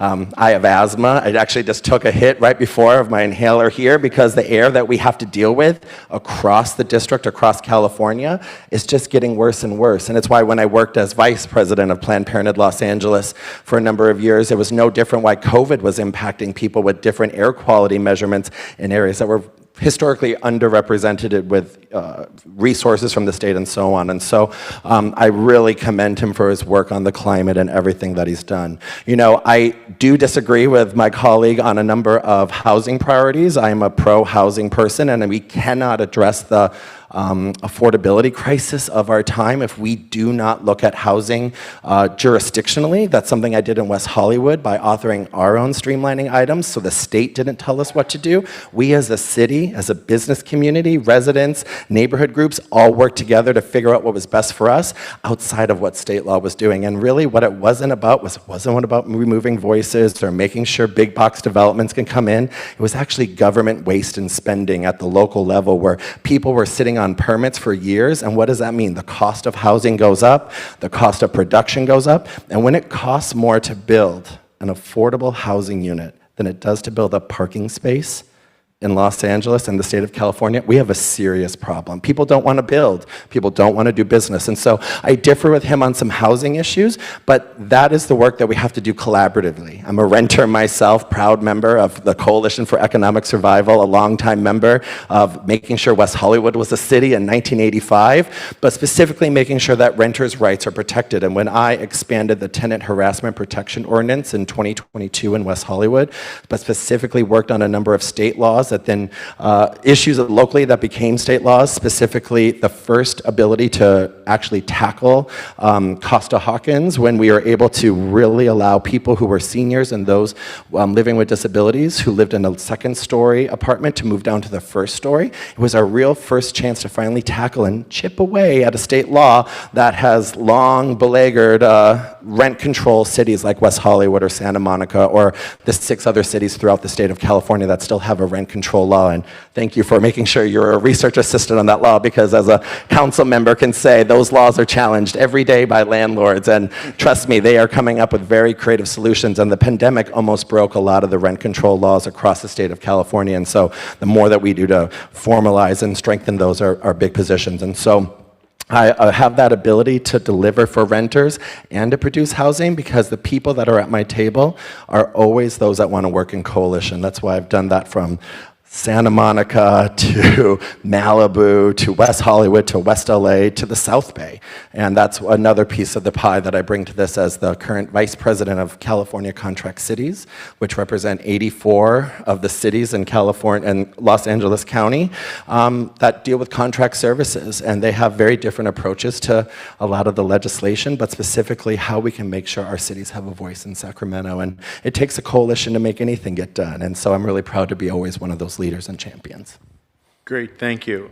So we've been talking a lot about the federal government tonight and every day and all the time. Tomorrow, later tonight, yeah. So we understand what's going on there with Trump and the way that he is a fascist dictator, increasing authoritarianism in our daily lives. What do you see as the role of California lawmakers in pushing back against that and standing up against the federal government, but also making sure that we don't get all of our federal funding taken away? Well, I'll answer this in a couple of ways. First, the most recent one was the city, luckily just yesterday, was found out, along with the city of Santa Monica, was joined in the lawsuit that we joined against the ICE raids across, that happened here in Los Angeles, in West Hollywood specifically, on July 4th. The most disgusting, the fact that it happened on July 4th in West Hollywood is particularly maddening and disgusting. The fact that it happens any day and communities are literally living with the fear of not even going to work or going to get groceries is beyond me. My current job is I'm the chief of staff at an organization called Alliance for a Better Community, which is a leading Latino and immigration-based advocacy org here in Los Angeles County, and so that I hear these stories day to day, and it's terrifying. So I'm really proud that local cities are, as Mayor Schaaf said, sue baby sue. We need to make sure the federal courts are in our stance, which is the federal judiciary takeover that has occurred in 2016 to current, and why a lot of Democrats might not have liked that Biden was all about judges, judges, judges. We're seeing that stopgap happen, right? So we need to make sure that we still have that ability to file litigation against the federal government. That's the first one. The second thing is that our cities should never and can never bow down to an authoritarian dictator, no matter what's at cost. I truly believe that. West Hollywood is a 50% LGBTQ city. My trans brothers and gender nonconforming brothers and sisters have lost federal funding left and right. People are literally afraid to even come out of the closet again. We are back in the world where people in the Reagan administration were getting better services from different federal organizations than what the Trump administration is trying to do. That is disgusting. It is despicable as a leader of a local city, and I say hell no. That's just not who we are as California. That's who I will never be. And the second thing I wanted to say is that when I said, because sometimes I pop off, but sometimes as a local leader of a city like West Hollywood, I said, what is the city of West Hollywood going to lose if we all give the proverbial middle finger to the Trump administration? Seismic retrofitting federal grants. Okay. Luckily, West Hollywood is one of, if maybe not the only city on the west side that's had a budget surplus for a number of years. When I was mayor, it was $31 million. This year, it's $11 million. Directly reinvesting that into those agencies that have lost a lot of federal funding. We actually dipped into reserves over $1 million this last year, and on August 18th, we'll be giving that out to more organizations. But specifically, this money that local cities have to plan for is exactly where we can continue to fight back. And so that's where making sure our cities have infrastructure, it's welcoming to businesses that can build up healthy reserves, so making sure our businesses are doing well, people are building in our cities, and people are just thriving is a way in which we can use our economic power to make sure our cities, if they are at risk to losing federal dollars, don't have to sacrifice their values for who they are. And as a young gay kid from Ripon, Wisconsin, the birthplace of the Republican Party, literally, you can look it up, I never thought I would be in this office.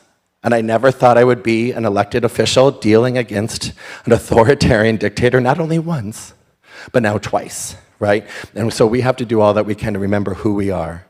Because if we forget that, we lose the battle. Okay, so you talked about rental assistance and renters' rights. HUD estimates 1.5 million low-income California renters spend more than half their income on rent and utilities. Will you commit to substantially increasing the state funding for rental assistance? And if so, what can you point to in your record? You talked about your record here, so that proves that you walk the walk on this. Yes, 100%. You know, I live in a rent-stabilized apartment in West Hollywood. You know, if I didn't live in that rent-stabilized apartment, I probably wouldn't be able to live in the city that I actually represent. You know, that's case and foremost. I have a good job. I'm really thankful that, you know, I was able to get an education and have it paid for, and I still have student loans, something that we all have to face off, so that we'll get to education if that's one of your questions. Like, let's go on that one. But specifically, when we look at the rent control laws and making sure we're doing more to build housing and make sure renters have all the assistance, it's super critical. Someone mentioned something here that's really important that the city of West Hollywood and other cities have championed, and that is guaranteed income, right? So there have been several state laws that have been attempted to be passed, and we worked with the National Council of Jewish Women for a number of years at the city of West Hollywood to pilot a guaranteed income pilot program for LGBTQ seniors.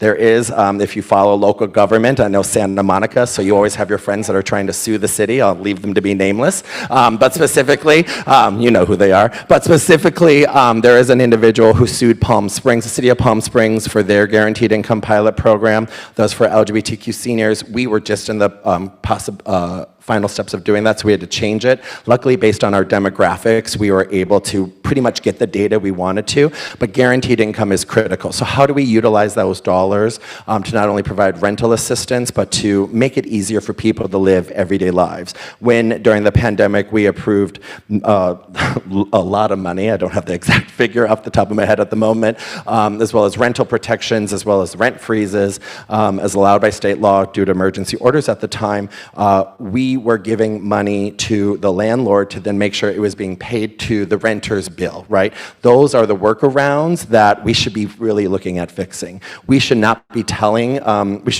people when we give them a guaranteed income or a dollar amount where it really should be going. We should be trusting and making sure renters who need to have their rents paid are getting that dollar amount to pay for their rent. Because as you said, there are so many of my friends, people that I know, that are completely rent burdened, or they are living in places and working in places that are completely different. And then that only exacerbates the climate problem, as well as just the ability that stresses our transportation grid. And so, yes, my assurances on not only increasing that amount, but working to make sure local governments have the ability to work around via state law that is currently challenging them to make sure that renters are getting the exact money that they need to get to pay their bills. Okay, great, thank you. And now, the last month, our club voted to support a great park on the Santa Monica Airport land that will close in 3 years. Some housing advocates within our membership were upset with this decision, saying that we should have used that precious city-owned land to build affordable housing. But what's your position on this issue?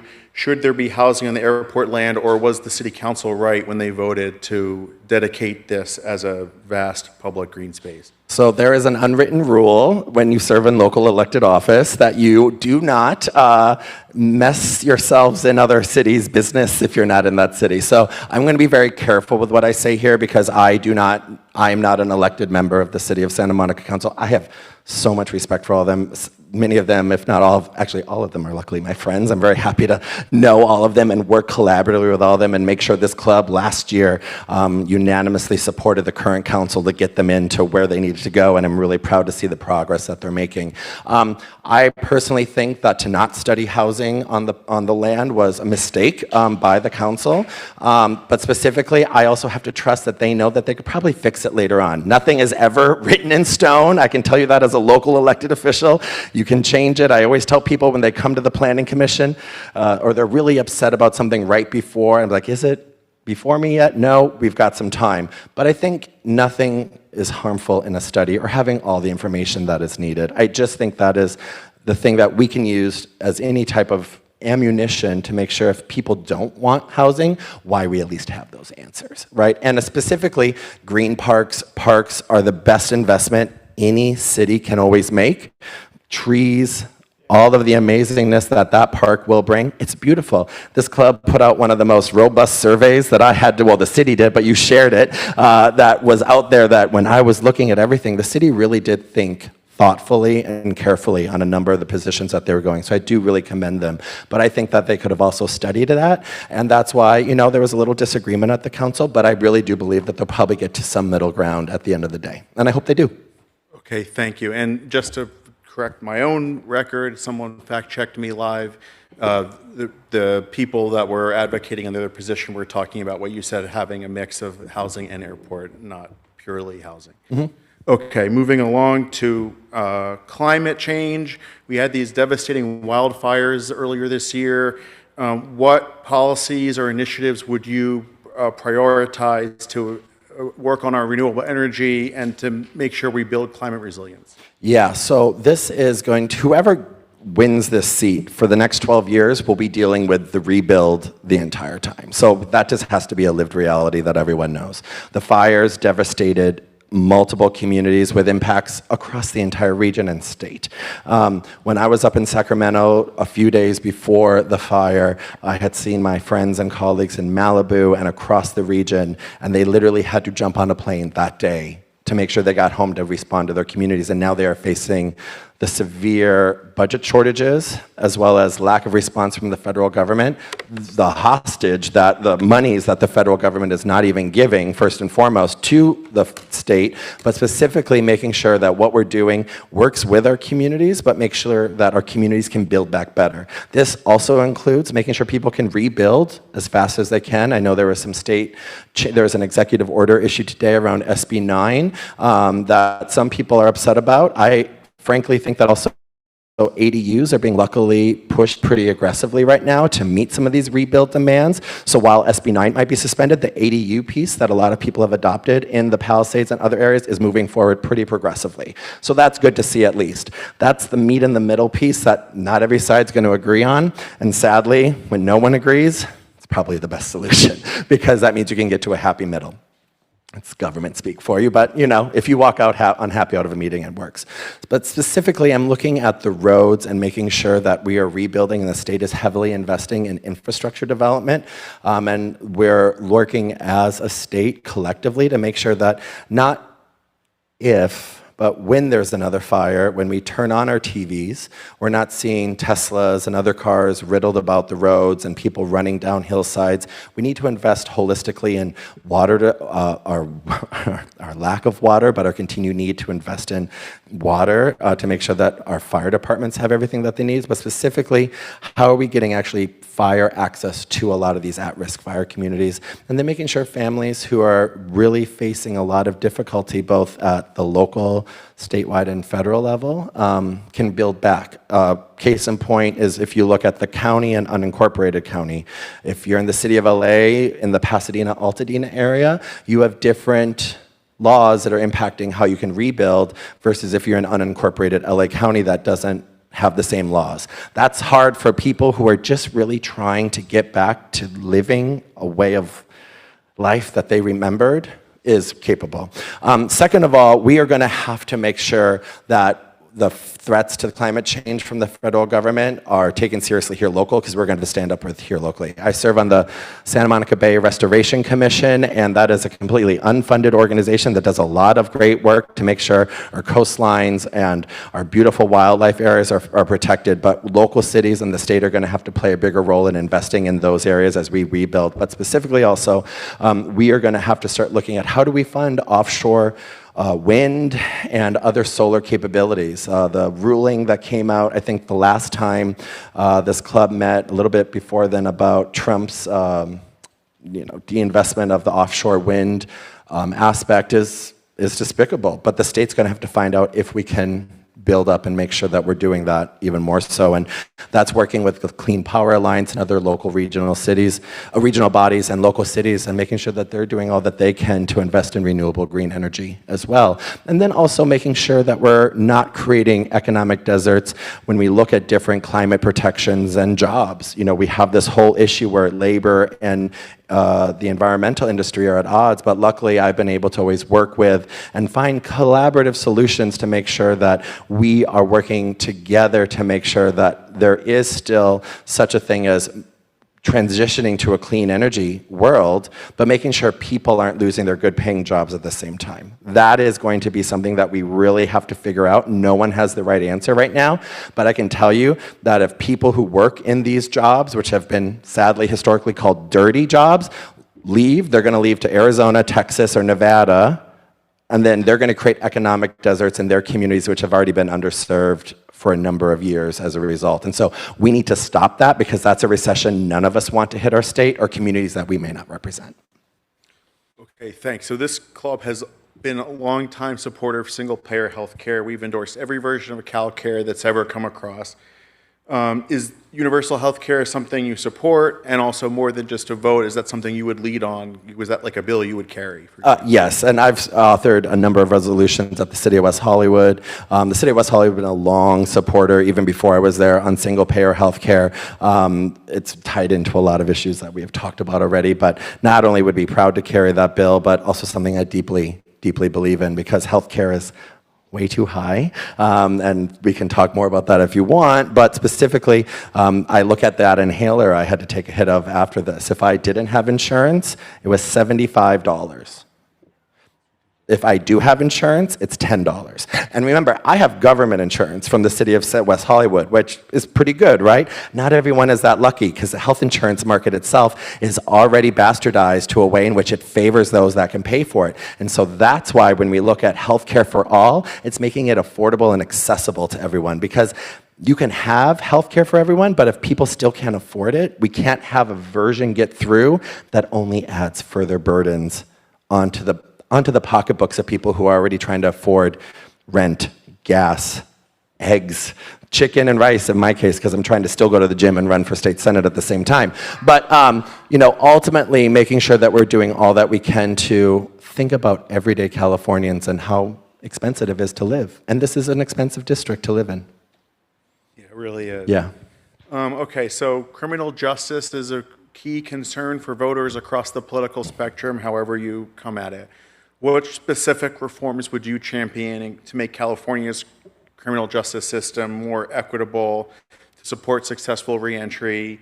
And also, how do you weigh that progressive desire, which I think we share, with the voter outcome from last November where George Gascon was voted out of office? Yeah, so I want to say that former District Attorney George Gascon, the moment he got elected, already had a recall campaign against him based on however you want to parse that, right? And then another recall campaign, so we can talk about the 4-year onslaught of progressive reforms that he tried to enact, right? Specifically the death penalty and other aspects around minors. But he also had something working against him in the way in which consumer prices, but when you would go to the store every day, how many of you remember when you would have to ask to get your deodorant or something out of a store? And they blamed consumer theft and retail theft, which is, by the way, self-reported by billion-dollar businesses is not actually have an algorithmic or scientific method for how it's actually reported. First and foremost, it's something that they can self-report. If you listen to On the Media, the podcast, they do a great episode on it. I would highly recommend it. But specifically, when you look at criminal justice reform, we need to make sure that we're listening to local cities. My dad always said to me, never disinvest from public safety and fire, rules I live by, but how do we also hold people accountable, right? This comes down through a really tough line that local electeds have to lead, but I think the state has also gotten wrong at times. Specifically, passing wide sweeping legislation that impacts local cities' abilities to govern and how they police their own streets, I think is a misuse of their time when we should actually be listening to what's going on in the local cities. That is ultimately, I think, a lot of the reasons why we saw an angry vote, but a resounding vote, 71%, I think is what it got, of people wanting to increase criminal penalties for a lot of people who are, frankly, low-level crime offenders, or someone that, if you go back to what this really is about, can't even afford to live on the streets in which they're trying to move by. Does that mean they should be locked up for the rest of their lives? Absolutely not.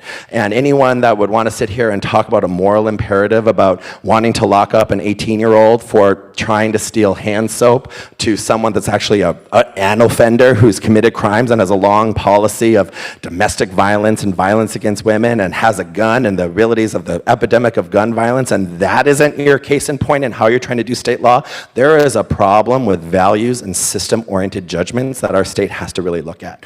We cannot also be reflected, we cannot jolt ourselves because of one ballot proposition. That's just not something and how we should govern. You should not govern thinking for the now, you should govern thinking for the later. And so when you look at these policies that are at play, we want to make sure that we're giving law enforcement the ability to do what they need to do, but we also need to make sure local cities are having that ability as well. And so George is someone that, former District Attorney George Gascon is someone, for example, when I had the ability to work with him, we had the issue of cell phone theft in West Hollywood, right? It's an epidemic that we try to really curb. And he would call me and actually walk me through every case, right, that would be happening. And then we would find out it was actually a filing error or another error that happened on another person's part, and that's why they were being let back out. And so these are the reforms, the policy-oriented reforms that we actually need to fix at the statewide level that would have better outcomes for local law enforcement and their ability to actually enforce the laws that are on the books. And, you know, I'll leave you with this, that I'm a proud supporter of public safety, but I don't believe public safety should go unrampant, and make sure that we don't have that involvement in saying what happens in our communities, because that is where that local level, that local control matters the most. Okay, thanks. So there's a lot of top-level issues that we have not gotten to yet, and what I'm going to do is put those at the beginning of our debate so that everyone will have a chance to talk about it, thinking about what time it is, and we still have another guest to get to. Yeah, you got Mike. We got Mike in the back. He's coming up in just a moment. Why don't you close? Tell me the biggest issue that we didn't hit on yet that you really want to make sure everyone knows about. Well, we hit on a lot of issues, and thank you, John, for organizing this, and thank you, everyone. You know, I think one of the biggest issues we have not actually addressed is the severe cut in healthcare to not only reproductive health care, but also health care that will cause public crises that we have not seen for generations. I look at the cuts to HIV and AIDS funding, specifically when you look at the county level, that is causing great alarm. That's why when MPOX impacted my community in the city of West Hollywood, I called the county health department. Well, I didn't call them, I worked on my social media magic and made sure that the first MPOX clinic in SPA 4 happened in West Hollywood and not all the way out in Santa Clarita. Was it somewhere around there? Because people weren't going there because it wasn't happening where they were. But that department, that work has been systematically underfunded and would not happen today, and we would have an outbreak among the LGBTQ community that we have not seen in a long time. We also look at the ways in which reproductive health care is under attack. Not only the systematic defunding of a woman's right to a safe and legal abortion, but gender-affirming care at the same time. As a proud former employee of Planned Parenthood, I've seen the work that the state of California, thank you very much, Senator, for all your continued support in the legislature, but we are going to have a crisis on our hands because people are still coming to California from out of state to make sure that they're getting access to care, but health centers are closing. Marmonte, the Planned Parenthood Marmonte, which is the largest Planned Parenthood health center in United States, and by the way, 1 in 3 patients across the United States come to a Planned Parenthood health center in California, closed 5 health centers as a result of budget cuts. That's real.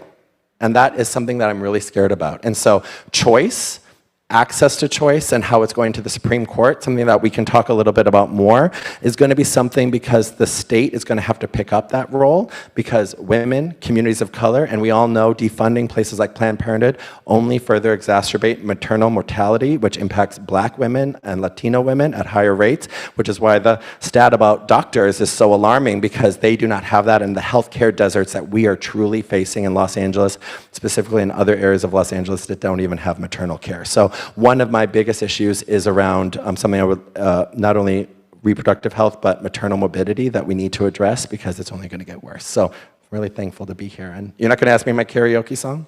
Why don't you share it? Let us know. Yeah, come on. Well, I said really anything by the Cranberries. So I mean, you know, I just have to, I can hold that tune, but I said Zombie by the Cranberries because I've known that by the top of my head. But it's going to be a great time and we'll go from there. Okay, great. Thanks so much. Thanks so much, John. Great to see you.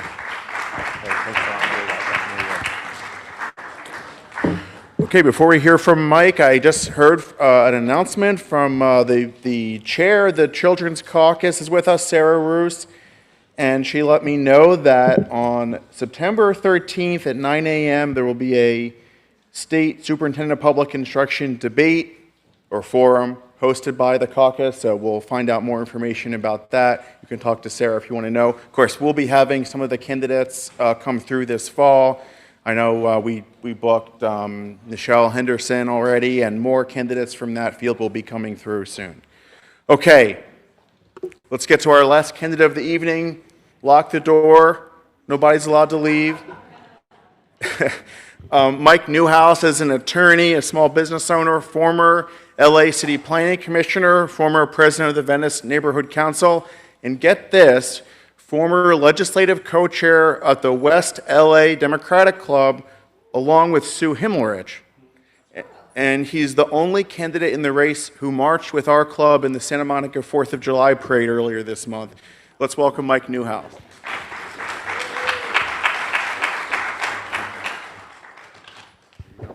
Thanks, John. Appreciate it. How's everybody doing? I really appreciate you all sticking around. I know it's late, so I'm going to be as brief as I possibly can. John, I'm losing the battle with working out as well, so you have a friend in the race with you here. Let's support each other on that. Look, I appreciate the introduction. I will say I am still on the board of the West LA Democratic Club. The reason why I mention that is I know how hard it is to put these things together, so I'm very grateful to the board. I'm grateful for you, John, as well. I know these things are a lot of work to put on, so thank you so much for having me. Look, I've lived down the street from y'all for 30 years. In Venice, that's where I'm from, been in the district 30 years, grew up slightly inland my entire life. So I'm a native Californian. It's in my blood. I grew up, you know, my politics sort of are informed by my personal, is about the best way to think about it. I'm a husband, I'm a father of 2 great young sons. I'll tell you a dirty little secret. I've been coaching at, and my sons have played their baseball at Santa Monica Pony Baseball at Los Amigos for their whole life, not at North Venice, which I sometimes get in trouble for. But y'all have a great baseball program up here, and we were proud to be a part of that. But you know, look, I grew up out in Dimeboro, California, and you know, my father suffered very badly from bipolar and drug addiction and alcohol addiction, and I saw very early on what can happen when families have to struggle, right? For me, at 15 years of age, my father entered prison. We'll talk about this in a little bit. My father was in prison most of my time in high school. My mother and I raised my younger brother and sister. I went to work at 15, sweeping floors at a local movie theater because it was the only job I could find to help pay for rent. My mother worked 2 jobs. It ended up really wrecking her health. She had to have a lung transplant. But my point is that I learned very early what it was to work, what it was to be a working person, what it was to really make ends meet and to struggle. My grandfather was a union carpenter. luckily taught me everything he knew. And I was a woodshop kid from 6th grade to 12th grade. And the reason why this is an important part of the story is I was able to get a scholarship to go to USC, and I was also able to buttress that with, need-based stuff because I didn't have a lot of money. But I had to still make ends meet when I went to college at USC, so I worked myself through college as a carpenter, which is sort of an interesting little tidbit, but it gives you this understanding of what to me is the key issue in this race. The key issue in this race is affordability. The key issue in this race is how the American and really the California dream is slipping away. I'm running for this office for two reasons, two simple reasons, and then we can break it down into subparts. Number one, our California values are under attack. We are living in a country that is absolutely under attack by one person and people who are following this person, and California is one of the few beacons of hope that's left in this country. In California, I believe, and we believe, that diversity is a strength. Immigrants are a strength. These things are not dirty words, and we need to do everything we can as elected, as community leaders, as democratic clubs, to stand up for those values and fight with everything we've got against what is a severe attack from outside, the likes of which we haven't seen since maybe the Civil War. That's number one. Number two, we have to work to save the California dream. Unfortunately, we've stopped walking and chewing gum. And what I mean by that is while we're doing a good job out fighting for our values, we are not doing what we have to do in terms of those everyday affordable issues I just talked about. We need to build housing, and we need to build it now, and we need to build it fast. The number one expense that everybody has in this state, and most people are drowning under, is their rent or their mortgage. On average, it runs about 50% of your income. Anybody here that has an accountant will tell you, an accountant says, if you're spending more than 30% on your rent or your mortgage, you're in a lot of trouble, and it's not sustainable. Why? Because we've gotten in our own way. The mayor was talking about being an abundant. I'm an abundant as well, and I always feel free to clap, absolutely. And I love having the discussion with people because there are some misconceptions about what an abundant is or what the book Abundance is about or what Ezra Klein is talking about. I have these discussions with my wife on a regular basis. It is not anti-environmental. It is not pro-consumption. It is pro-providing the things we need every day of our lives that we have gotten in the way of. We need to build housing in commercial corridors, transit-oriented corridors, dense, walkable, mixed-use areas where we already have buildings that we can adaptively reuse into housing. We're not tearing down buildings. We're not building new buildings. We're coming in and we're building housing in that old theater, in that old office building. We are building a new building in that vacant lot between two big buildings that already exist. And what are we doing when we do that? Well, we're cleaning the environment, right? Because I forget who mentioned the supercommuter. The mayor again, the supercommuter. I really loved when you said that, Libby, because what we are doing to our environment is by making somebody commute an hour and a half, 2 hours each way. That is our number one air pollutant. That is our number one exacerbator of climate change in a city environment. We don't have heavy industry in this area. We don't have agriculture in this area. Two other things that really exacerbate climate change. But we have a lot of cars, and that 405 and that 10, you want to at least take 10, 15, 20% off of that stream, build affordable housing where people actually work, okay? This is not only an equity issue, it's an affordability issue, it's an environmental issue, and by the way, who builds all that construction? People who build, it creates jobs, it creates high-paying jobs, and mostly union jobs. Who works in those buildings? People who get good wages and generally work for unions, right? So what you're getting here is sort of my philosophy on this whole thing. We can have our cake and eat it too. We can walk and chew gum. Building is smart affordability policy, it's smart environmental policy, it's smart personal policy because you spend time with your kids and you actually exercise, as John pointed out. You have better mental health because you're not sitting in a car for 2 hours a day. Okay, these things are important. What else do we have to focus on? I'll give you just two other things. Small businesses. Small businesses employ 90% of the people in this state, 90% of the people in this country. Do we make it easy to start a business in this state? Do I have any small business owners here? Was it easy? Is it easy to keep them open? I own two. I own a small law firm, I own a small real estate brokerage. It was not only hard to start them 15, 16 years ago, but I can't believe that through the grace of God, they're still going. And I provide jobs. I put food on people's tables. They put food on my table, right? But we are not good enough about making it easy to do that. Homelessness. Is it okay that 7 people a day are dying on the streets of Los Angeles County? Does anybody here think that that's acceptable? Does anybody here think that what we're doing has made it better? It was big news. We had a 4% decrease in Los Angeles County in homelessness and a 3% last year. Are we really celebrating that when homelessness has gone up 100-fold in the last 2 decades? Santa Monica. Did Santa Monica have a drop in homelessness? No. In the same time, it went up 5% this year. We got to rethink what we're doing. And I'll tell you this. Some people don't want to hear this, and I'm in a very progressive room, but I say the same thing no matter where I am. Governor Newsom has come out very aggressively, as we all know, joined a lot of other very progressive people, and said, we got to build housing, we got to build shelter, transitional housing, permanent supportive housing, and we got to have wraparound services. But when we provide that, we also have to say that streets are not for living. We have to adopt the model anti-camping ordinance that he has put forth. I think that that's good thinking. The Supreme Court has come and said, you don't even have to offer shelter to anybody, you can just say camping on the street is illegal. I oppose that. I could not be more opposed to that. It's wrong-headed, it's cruel, and it'll only make the situation worse. But if we can aggressively offer shelter, aggressively offer wraparound services, we need to make sure that people actually accept them. And when you are addicted, as my father was, when you are mentally ill, as my father was, freedom sounds like that street. That street, those drugs, those people, the things you should not be doing, they seem like freedom. And if you still have that option to do that, it exacerbates the problem. We're lighting money on fire. So I very openly and compassionately talk about this. 7 people a day are dying. It is also not fair to the business owner, to the renter, to the person paying the mortgage, to have an encampment in their neighborhood. But first and foremost, it is not fair to these people who are suffering and dying on the streets. And there's one thing we haven't tried, which is what Governor Newsom is asking us to try. So I think that's very important. Last, and I'll get into this more specifically, but my entire background is in environmental policy. I'm a housing attorney, and I'm an environmental attorney for the last 25 years.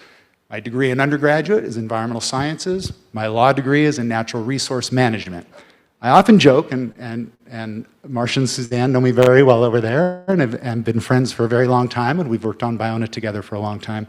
I never had a for-profit job until I got out of law school and was $100,000 in debt. Right? I worked for the Sierra Club, I worked for the Wilderness Society in DC, I worked for the LA City Department of Environmental Affairs as my internship in college, I worked for the NRDC during law school, and I worked for the Environmental Defense Fund. All of that before I ever got a for-profit job. And that has continued in my life. I'm an environmental attorney, I work in the CEQA space, I work in CEQA, I work in the California Coastal Act, and I work in remediation of toxics in our soil, which we'll get to in a second, when we talk about the airport and what we should do at the airport, because I have some opinions on that. So, in any event, I want to take as many questions as possible. I know it's late in the day, but I wanted to give you a little bit of an introduction. It's nice to see so many familiar faces. I'm really appreciative to be here, and I really thank you all for sticking around. All right, so first question. So you're running to succeed Ben Allen. Yeah. He's been in office for 10 years. How do you feel he's served? And as I asked Councilmember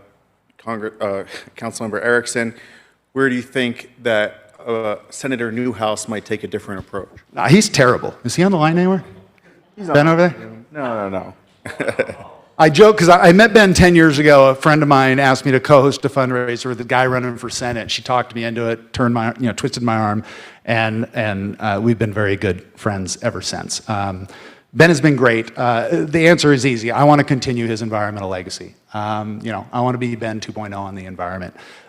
He has a great laser focus on these issues, whether it's plastics, whether it's habitat, whether it's sustainability. He's been a great champion in leadership for our environment, and that's something I naturally fit into and really want to continue the work that he's done on that. Funny little anecdote. I'm going to call out Marcia again. Apparently, I don't know, is Anna still here? She's not here. Apparently, there's no environmental caucus in the legislature anymore. So one of the things I'm going to do, I got to ask Ben about that, how there's not. But on day one, I will go hunt people down and organize that legislative caucus Like that. in the legislature. So, but yeah, I love Ben, great guy, and I really want to continue the legacy that he's leaving on the environment. Great. Okay. So you mentioned this as one of the big issues, the threat of authoritarianism at the federal level. Yeah. What role do you think the state Senate or any state legislator has in resisting the authoritarianism, and how do you balance that with the possibility of having all the funds yanked away? Yeah, sue, baby, sue. I'm not worried about anybody yanking anything away. John, you did a great job in general, but I loved you talking about what are they going to do to West Hollywood? Right. What are you going to do? My seismic retrofit money? Like, great, who cares? You know what I mean? We'll wait him out. We're going to be here when this guy's gone, is my point. And the only thing he understands is strength. I'm a litigator. I sue people for a living, or I defend people who got sued for a living, right? And at the end of the day, one thing Donald Trump understands, he hits somebody in the mouth really hard to get them to the table. He understands that. We need to understand that. We need to sue whenever we have to sue, and we'll figure out a solution. And maybe that solution is, not what everybody loves, but we got to hit them back in the mouth. We got to sue. This is what I do for a living. I'm a litigator. I'm comfortable doing it as a legislator. And I was actually talking to Rob Bonta about this at the convention. We were talking about, hey, when are you going to get really, really aggressive about suing them? And Rob was like, oh, we're just ramping it up. And I think we've seen that. And by the way, if you follow these lawsuits that have been filed against the Trump administration, what's the percentage of them that have been successful? On an injunctive basis, obviously, they haven't gone to trial, but what percentage of the injunctions filed against the administration have been successful? Anybody know? That's right. That's right. It's about 85%. We're not losing these battles. So let's fight. Let's bow our backs and let's fight. Let's go. I'm going to the pier. Okay, so HUD estimates 1.5 million low-income renters spending over half of their income on rent and utilities. When what isn't Would supposed you to commit arrive? to significantly increasing the state funding for rental assistance? And was your experience doing that? How I have no idea. do it? 100%. And the reason why is our only way to keep people in housing and to keep landlords whole. Remember, let's not forget, 90% of landlords are mom and pop landlords. They own an extra home. They own a 4-unit building, maybe an 8-unit building, okay? If somebody's not paying rent, the landlord gets hit just as hard in different ways as the tenant does. Everybody loses. So the concept of saying, look, we as the government, you lose your job. You had a health emergency. You're getting divorced, whatever it might be. Maybe you're struggling with substance abuse and you need to get into a treatment program. Us saying that, look, you can apply for us to pay that rent to your landlord for a certain amount of time, that is a great use of taxpayer funds. There's a lot of use of taxpayer funds which are wasteful.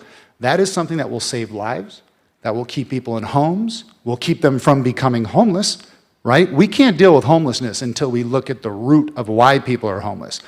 A lot of people are homeless because they can't afford to live anywhere. So that's a good use of funds. We say, okay, you're going to stay where you are, but your landlord is also going to be made whole. We have to have time limits on it. There have to be requirements that you're looking for a job or that you're getting treatment or you're doing whatever you do. But yeah, I am 100% in support of the idea of using tax dollars in that way. Absolutely. Okay, great. Now, last month, the club voted to support a great park on the Santa Monica Airport land. Yeah. There were a lot of other positions expressed, but the main one that was expressed was setting aside space for 3,000 units of affordable housing on the land, with primarily the land being used for still the great park. Yeah. Okay. Where do you stand on this issue? Do you think that the club and the council made the right decision in setting that land aside for just park space, or do you agree with those who think that we could have used some of that space to build housing? I do. I think the hybrid approach would have made more sense. But the thing is, look, this is not a done deal. And by the way, it's going to be studied and it's going to be looked at. And what we have to realize is, look, that space is 225 acres, 227 acres. It's 225 roughly, right? Do I have that right? It is a huge, what's that, Mike? 192. Okay, I've seen some different numbers. Either way, let's call it 200 acres. It's huge. We can have a predominantly beautiful open space park with some housing on it. And the reason why is we need housing, and it's a very large area.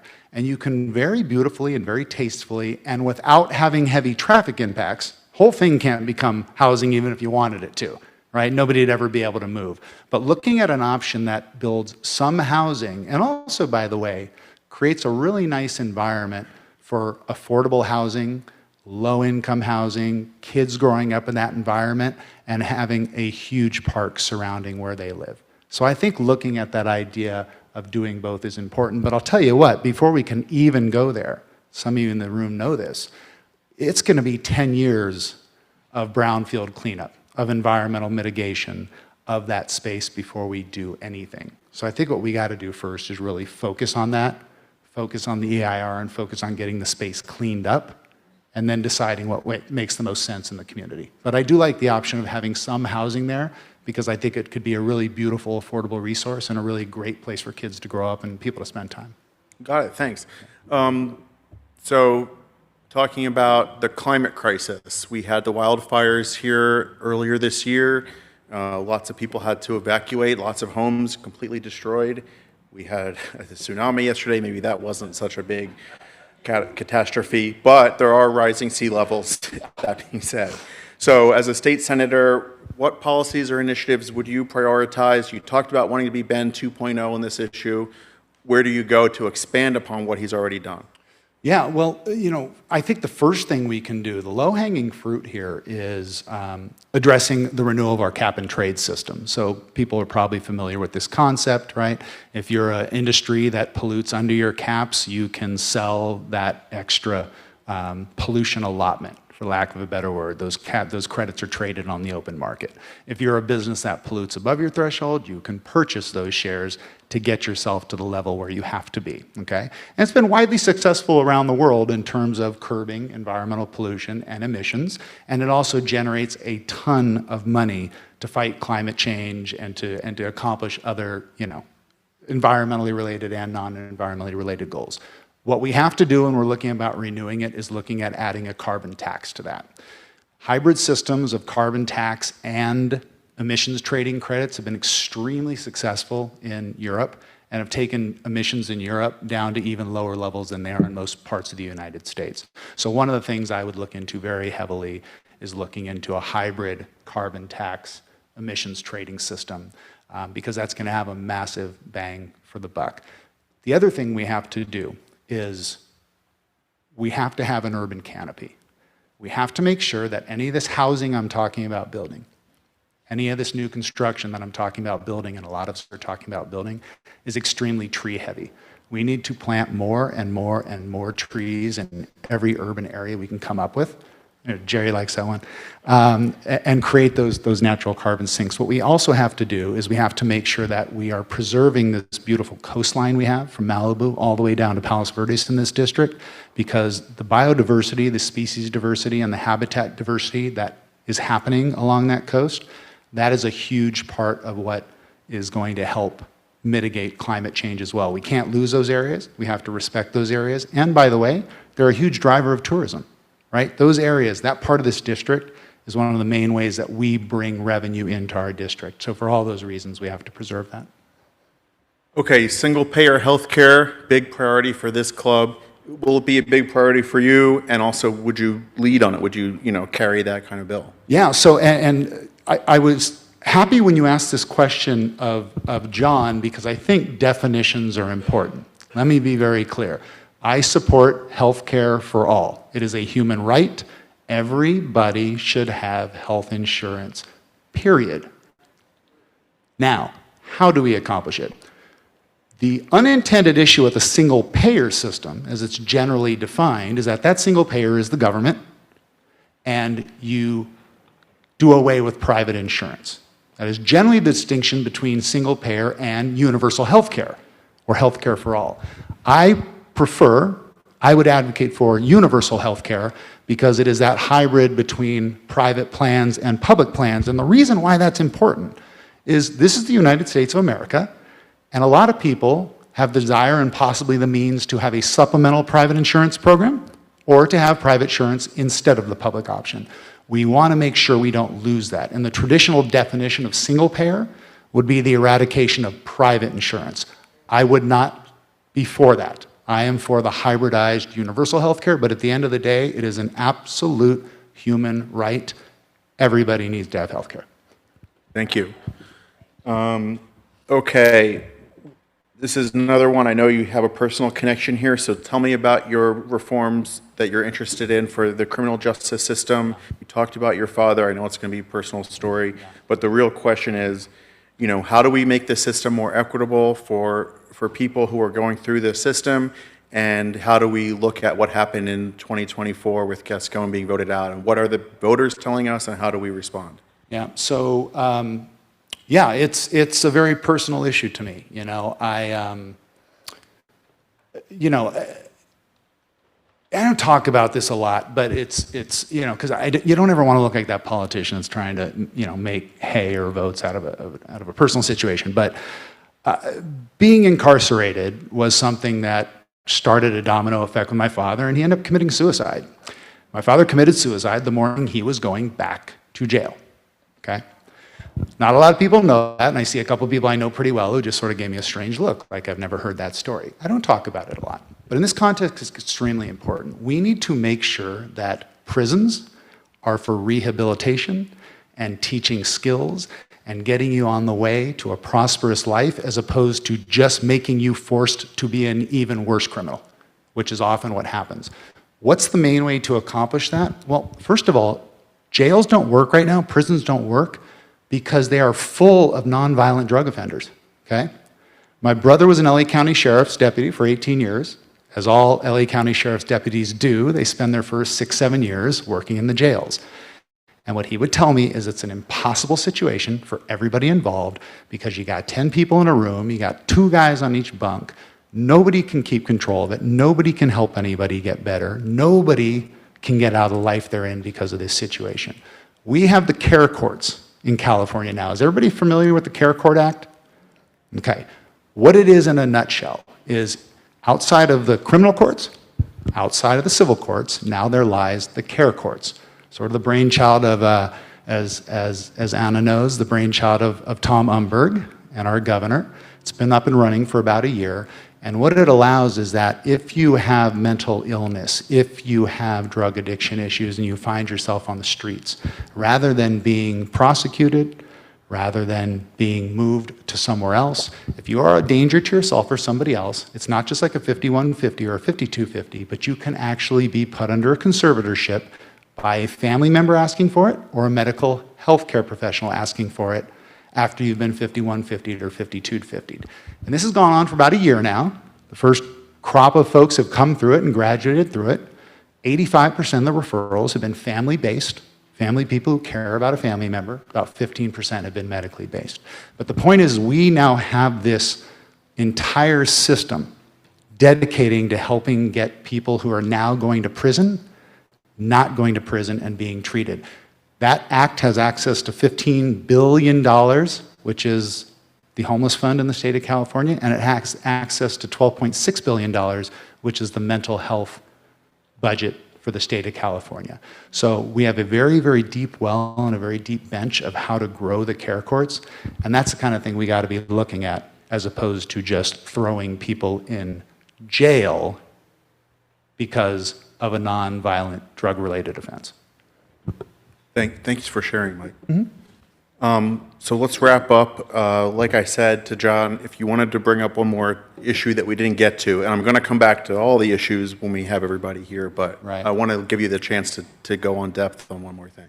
Yeah, I think the overarching theme here has to be, as strong as we need to fight the administration, as strong as we need to fight to foster our own sense of whatever the California dream might be, or how we can help with affordability, or how we can help with housing. We need people to be elected, especially right now, who can have a dialogue with people. We need people that aren't vilifying each other. We need people that are not doing what the extreme left is doing, and we need people that are not doing what the extreme right is doing. We need people that are doing the kind of things that we're doing in this room, right? We're having discussions, we're having dialogue. Everybody will have a seat at my table. I don't care who you are, you call me, you want to meet with me, I'll meet with you. I'll be honest with you if I disagree with you, but I'll meet with you. And I'll also tell you this. I've never liked, hopefully people understand where I'm coming from on this, because I'm not bashing anybody. But the thing that killed me in the last presidential election when Kamala was running is Kamala was asked over and over again, why were you against fracking 4 years ago, and now you're for fracking? Why were you for public funding of gender-affirming surgeries, and now you're against them? And what would she say? She would say, well, my values haven't changed. And I just thought it was the weirdest answer. To me, the answer is, look, based on what I knew, I decided to go left on this issue. Based on what I've now learned in my experience and being office and talking to more people, I realized that that wasn't right, and so we're going to pivot, we're going to change direction, I'm going to swallow my pride, and we're going to do what's best for the district and what's best for California. We need legislators that are going to be willing to re-examine what they've done, to look critically at what they've done, and to never stop taking in information. And if you've got to change direction for the better of the constituency, you do that. We have to take our pride out of governing. I think that's something I do pretty well in my everyday life, and I think that's something I could definitely bring to the seat. Great, thank you so much, Mike. Appreciate it. Now, folks, before we go, we do have 2 quick adjournments, and if you don't mind hanging tight for just a moment, because this is very important to the club. There's 2 stalwarts of the LA County Democratic Party community who we lost this month. Both were members of the Santa Monica Democratic Club and former presidents of their own respective clubs. Chad Campbell served as president of the Democratic Alliance for Action of the Santa Clarita Valley. In 2018, our club and the Westside Democratic HQ worked side by side with Chad and his team, sending busload after busload of activists from the West Side up to Santa Clarita to knock on doors for Katie Hill. The following year, we did it again for Christy Smith, and then again for Christy Smith, and then last year, we got George Whitesides finally flipped that historically Republican district blue, and Chad was widely recognized as one of the key Democratic players in the Santa Clarita region, tirelessly working cycle after cycle to flip that district. Tragically, Chad passed away last month after being struck by a car in a sudden accident. Mark Salzberg was president of the West LA Democratic Club, our neighboring sister club, and served as their political VP for decades following his presidency. He was also a dedicated member of the Venice Neighborhood Council, and he was a pillar of the West LA Dem Club, leading trips to Nevada on GOTV weekends, spearheading their environmental initiatives, and authoring comprehensive monthly Senate election reports, U.S. Senate. He went through every single state, told you, assessing how likely that seat was to flip, and many people used his guidance in terms of how they directed their funding and their GOTV work. Quiet and humble, Mark kept his lung cancer diagnosis private until the final days. Both Chad and Mark loved their communities and gave so much through their progressive activism. And we all carry forward their shared values in our work in the months and years ahead, and may the Santa Monica Democratic Club continue to nurture rising progressive talent so that the next generation of Chads and Marks can lead us out of this challenging American era. Thank you and good evening.